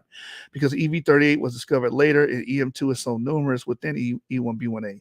This naming convention proved hard to break, so E1B1A and EM2 still terms that are loosely used to refer to each other. Today, EM2 is the most common and diversified haplogroup in West Africa, 70 to 97%, and also has moderate prominence in Central Africa, the African Great Lakes region, and Southern Africa at 20 to 60%. As well-recognized event called the Bantu expansion spread its language and also genetic characteristics from North Africa through East-West corridor and also south in two waves of migration 2 to 3,000 years ago. You see that, Reggie? North Africa, the locality that you keep shitting on. There's evidence that some of us come from there. Let's keep going. This movement displaced other population genetic traits with now very prominent EM2. Why? Who are the other people? Haplogroup B. Chris Rock is haplogroup B. So his ancestors was getting displaced by our ancestors. You know, many of the pygmies and other A markers that were around in those areas during the Bantu expansion, we were displacing them, removing them, killing them. That's just history. It says, in arrived in South Africa as early as 300 CE, M2 is found in Africa outside of the main path, but with much lower prevalence in North and East Africa, 1 to 10%. EM2 travels globally. EM2 also moved anciently into the Middle East. Anciently into the Middle East and Mediterranean island. We know they were in the Corsica Island. This has been proven. We find burials, and we dated those burials, right? This is how we know they were part of that pan-Mediterranean expansion we were reading about earlier. It says, seen today in low frequency in some of these communities, around 1 to 2% occurrence. Transatlantic slave trade also brought EM2 to the Americas beginning 400 years ago, with the strong predominance of the haplogroup in West Central Africa, 70 to 97%, where the embarkment took place. Many enslaved men bore the EM2 genetic signature and brought it to different parts of America. Again, this is why I believe if we're going to do reparations, we should require a DNA test. If you had an EM2, then that's how you get your check. If you want to get upset with me, fine, but that's the way it should be done to make sure other people don't get our money that's owed to us. And you can see EM2 pretty much spread everywhere, going up into Egypt, into the Middle East, up here, Anatolia, all over through via the slave trade. It says for about 35% of African Americans who perform Y chromosome testing, they find that their Y chromosome is of European origin. And I think Reggie, you might be a European. A lot of you pro-Afrocentric racists are European in origin. But we supposed to accept you as an African, but we ain't going to accept the Amazigh and the Berbers and the people that have been there for 15, 20,000 years. But we're going to accept your ass that go back to Western Europe. What the hell is wrong with these people, man? It says this reflects the now better knowledge and brutal practice of sexual exploitation of African women by white people in the Americas. For the remaining 65% of African Americans who find an African origin of their Y chromosomal lineage, the most common haplogroup discovered is EM2. The total prevalence of EM2 among males in countries in the Americas varies widely, but likely indicates paternal ancestry traced to the transatlantic slave trade. Again, that's why we should use that for a proxy to see who gets that money if they ever give reparations, right? And then they give you United States, Cuba, Dominican Republic, Puerto Rico, Nicaragua, Colombia, Brazil, Bahamas.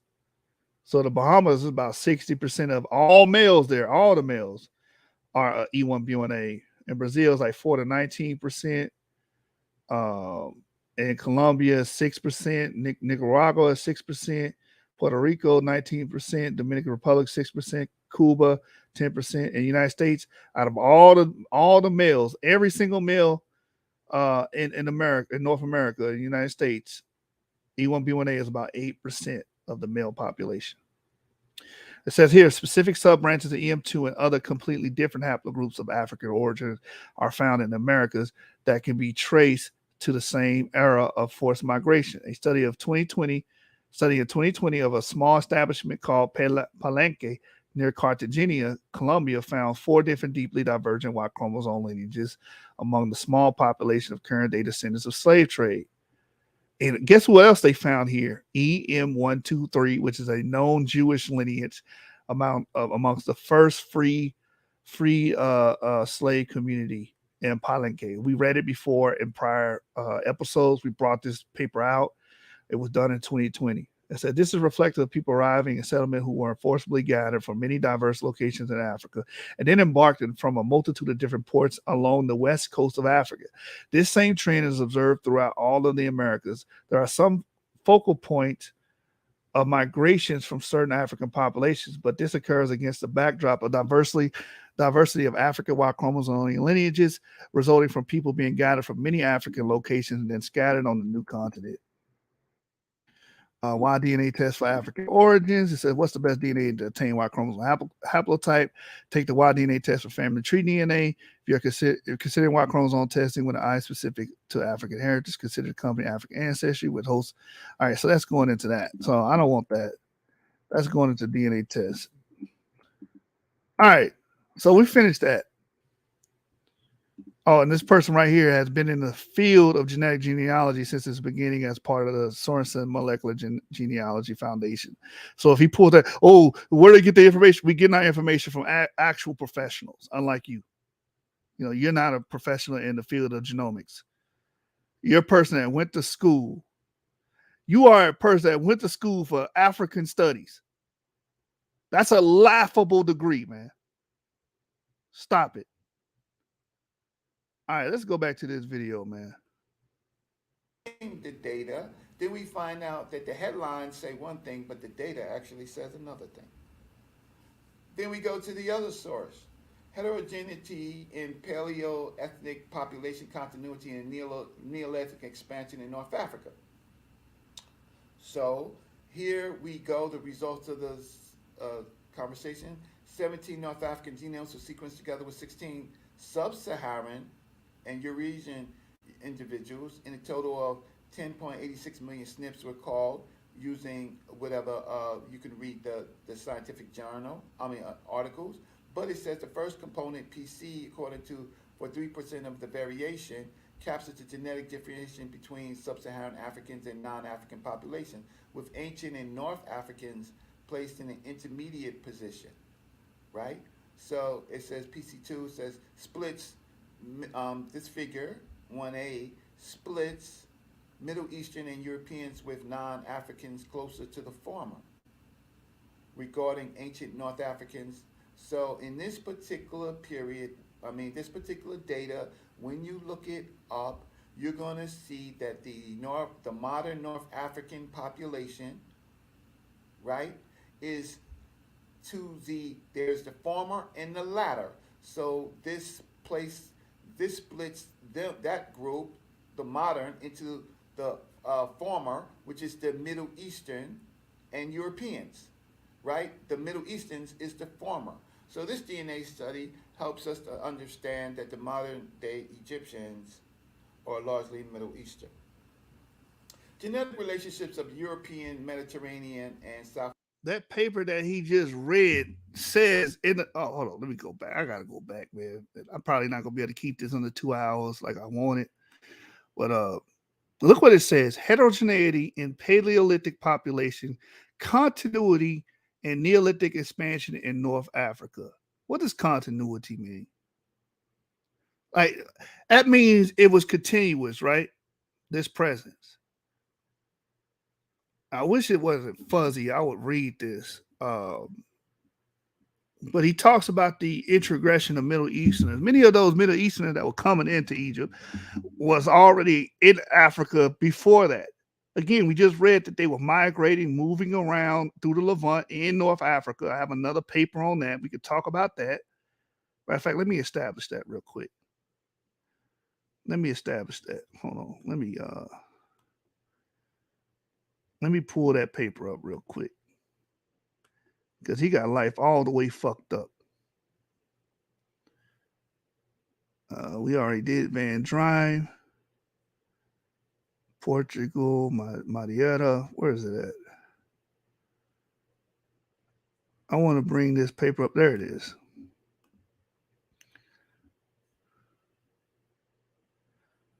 So this tab here, and then let's go to the part where it says strong candidate.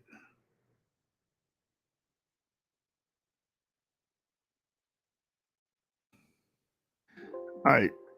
To bring up that Near Eastern DNA that he's talking about, let's look at this.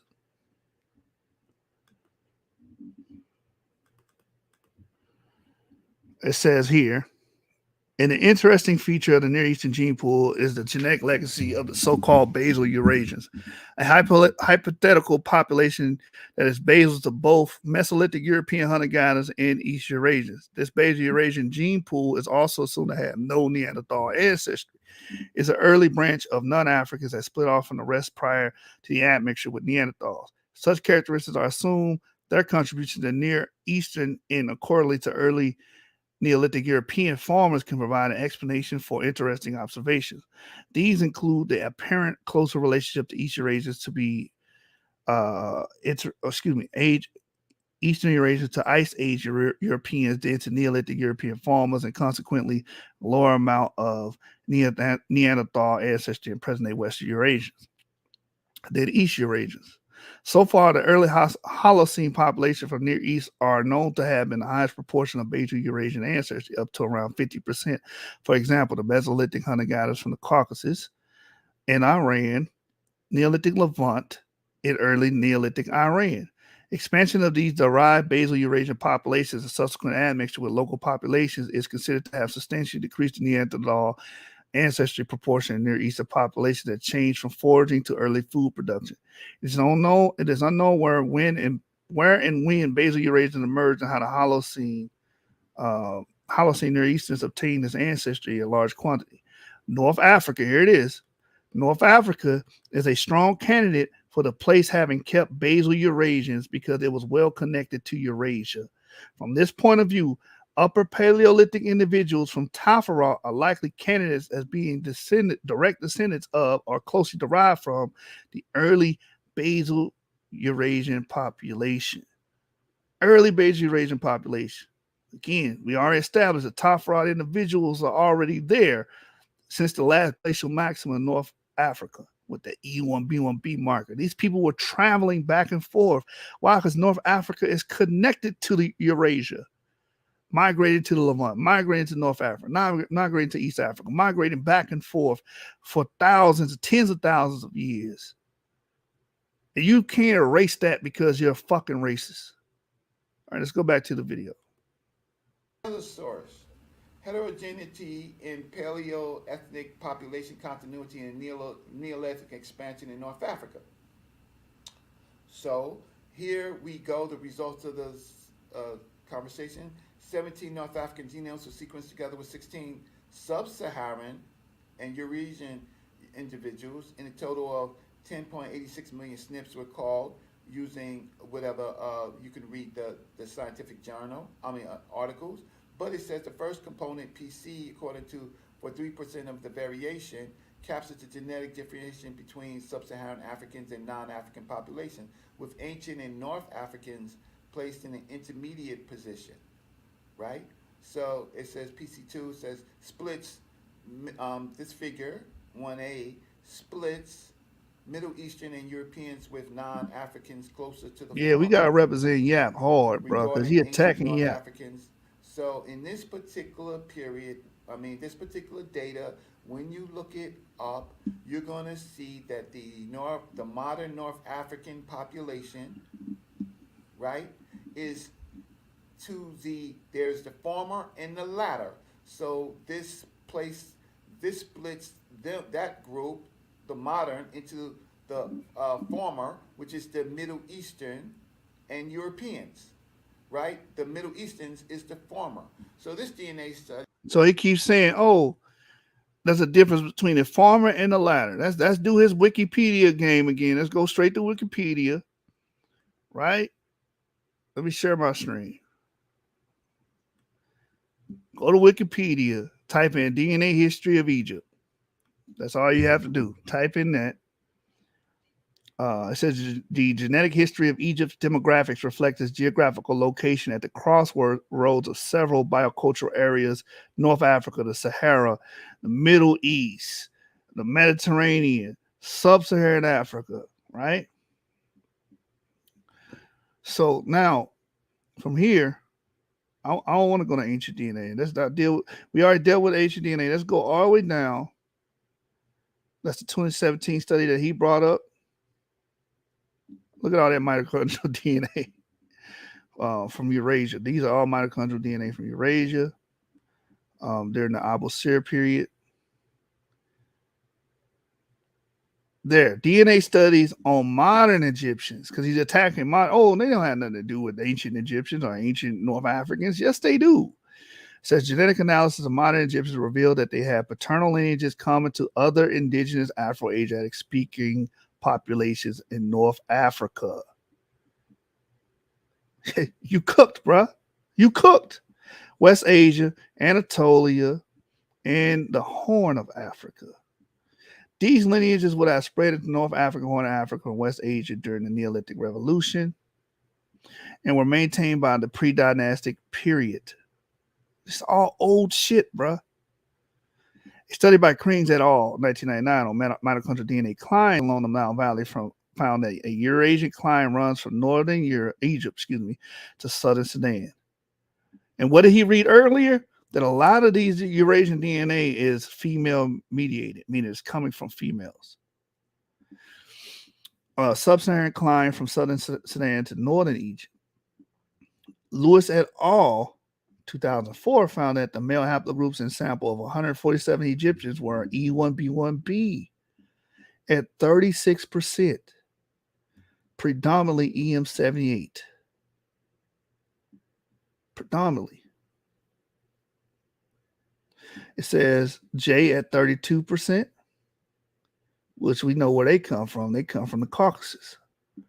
And G, which also comes from the Caucasus, T at 8%, and R. But the majority of modern day Egyptians are E1B1B. They're YAP. Majority. E1B1B subclades are characteristics of some Afro-Asiatic speakers and are believed to have originated in either the Middle East, North Africa, or the Horn of Africa. Cruciani et al. Suggest that EM78, E1B1B predominant subclade in Egypt originated in northeastern Africa, which in the study refers specifically Egypt and Libya. That's what it says. That's what it says. Other studies have shown that modern Egyptians have genetic affinities primarily with North Africa, the Middle East, and the Horn of Africa. To a lesser extent, European populations. So you can't erase that. You can't erase the paternal history. You're trying to rob the ancestors of their children.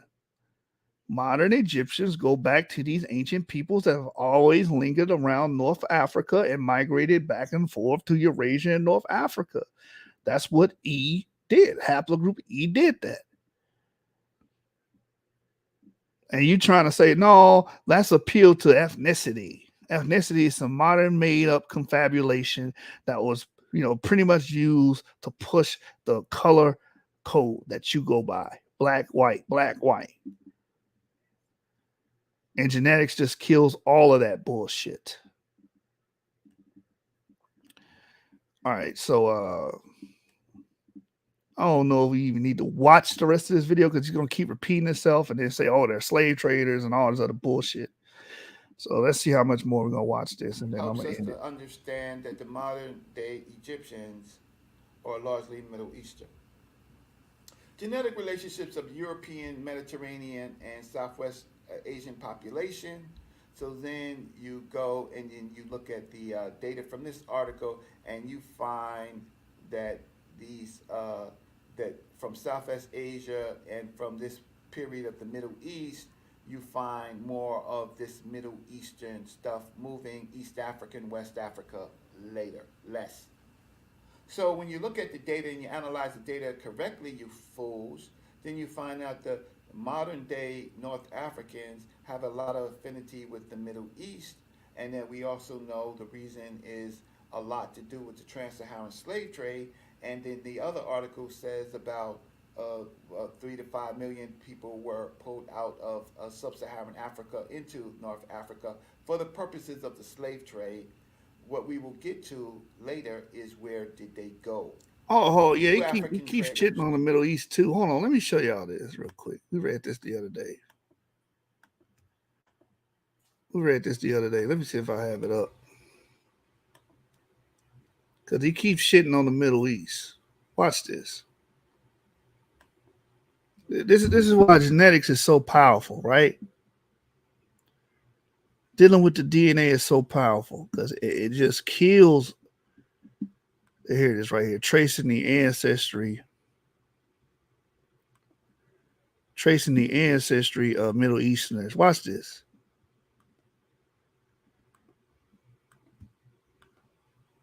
Let's deal with the Middle Eastern population. So this was on Nature Asia, right? Tracing the ancestry of Middle East populations, published in February 16, 2013. This study highlights how Levant populations can trace their ancestors to an African father and European mother. A new study of the genetic makeup of the Levant shows that many inhabitants can trace their ancestry back to an African male and European mother. The Middle East was a gateway through which humans not only funneled out from Africa, but which witnessed multiple back and forth migrations over more recent millennia.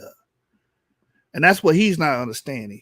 We had our brothers and sisters moving into Levant, moving into the Eurasia, and then moving back into Africa for thousands of years. It says in and out of Africa, as well as through to Europe and the Arabian Gulf. According to a recent study published in PLOS ONE, the complex genetic structure of the region suggests that modern-day inhabitants of the Levant have African male ancestors and European female ancestors. We just read about a few. The Jewish population having a lot of E markers amongst them, 30%, right? That means they had an African male ancestor. Their migration out of Africa about 20 millennia ago, that's 20,000 years ago, right? Females didn't always migrate with their male partners into North Africa. However, most males accompanied their female partners during their exodus to Europe. The researchers discovered these peculiar aspects of prehistoric human migrations by studying Y chromosome and mitochondrial DNA, isolated from blood samples of modern humans living in the Middle East, Africa, and Europe. The genes on both Y chromosomes and mtDNA rarely accumulate mutation over thousands of generations and carry intact clues to prehistoric human activities such as migrations. The Y chromosome genes are inherited from fathers and can trace back to our prehistoric fathers. So the prehistoric fathers in the Middle East, a lot of them have African prehistoric fathers. It's just that simple. Likewise, mothers pass on the mtDNA to their offspring, leading us to our single prehistoric mother. The Y chromosome analysis results suggest that Middle Easterners harbor a gene pool with greater affinity to African fathers. That's what it says, Reggie. They have an affinity to African fathers. The mtDNA of the Middle Eastern population, however, did not show affinity to Africa. This suggests that when males migrated into North Africa, they left their female companions behind. The mtDNA analysis of individuals from modern-day Lebanon, Syria, and Jordan, and some regions of Iraq and Sinai Peninsula and Egypt, revealed stronger affinity to Europeans with little influence from Arabian Peninsula. That's what you're reading about. The people in Egypt, the mitochondrial DNA is very strong to Europeans. But we have a large percentage of Egyptians that have E1B1B, which make them descend from paternally Africans. They have African fathers. And you're trying to say, no, you don't descend from them people. Yes, they do.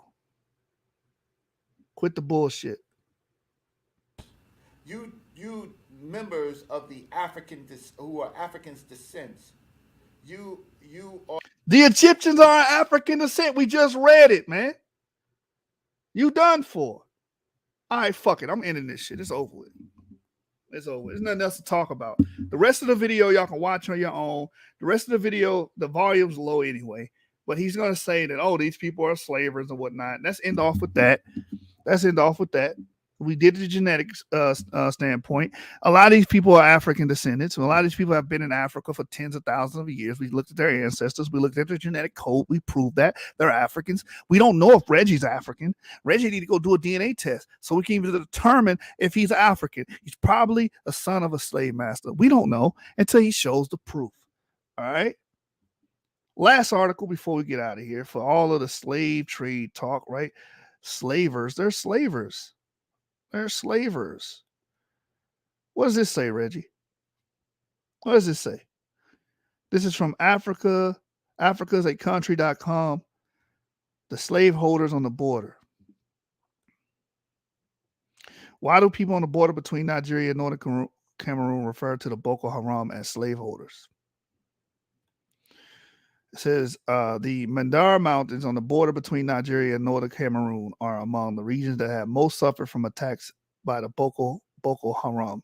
However, for the inhabitants of this area, this situation is not new. They instantly recognized in the Boko Haram leader, Abu Bakr Shekau, another dreaded enemy from the past, Haman Yaji. Yaji was an early 20th century Fulani chief and slave trader in the same areas of northern Cameroon and northeastern Nigeria where Boko Haram operates today. So these people are not anciently, but during the colonial time, they were selling slaves. These are Africans selling slaves. And we could go on and on about this. We can go to the Dahomey, we can go to the Fulani, the Yoruba, there's so many people, the Anlo people, right? All of these people were selling slaves. So we're related to these people whether we like it or not. Biology is not a question of what these people did. Biology is a question of who we descend from. Okay, so West Africans have their share of slave trades, man. They says today non-Muslims living along the border of Cameroon and Nigeria refer to Boko Haram as Hamaji, a term derived from their memory of Yaji's depredations. We will not detail here the story of Boko Haram, which has been subject of. And then if you read the corpus of Arabic sources of West Africa, West Africans been selling slaves. They've been selling slaves. Since the Middle Ages, the Sunniki Empire, they sold slaves. The people of Ouagadougou, they sold slaves. These West Africans are already selling slaves. That was a commodity during that time. All right. I'm done. I'll finish. I'm not going to finish this video, man. It's foolishness. Reggie, you're racist. And what you're teaching is not scholarship. You're trying to get people to appeal to emotion and not appeal to their lineage. We are related to the North Africans known as the Berbers and the Amazi. Whether you like it or not, they played a role in ancient Egypt. They played a role in ancient North Africa, whether you like it or not. That's what the genetic studies are showing us. And you have nothing to combat that but racism that has its origin outside of Africa and Germany. I'm going to end it with that. Peace. And if you got a problem with that, y'all know where y'all can find me. Set the debate up. I will beat shit down your leg. Play with somebody else. Show from my homie KC all the time. Just did 10 in the pen. About to spit this game for you, fool.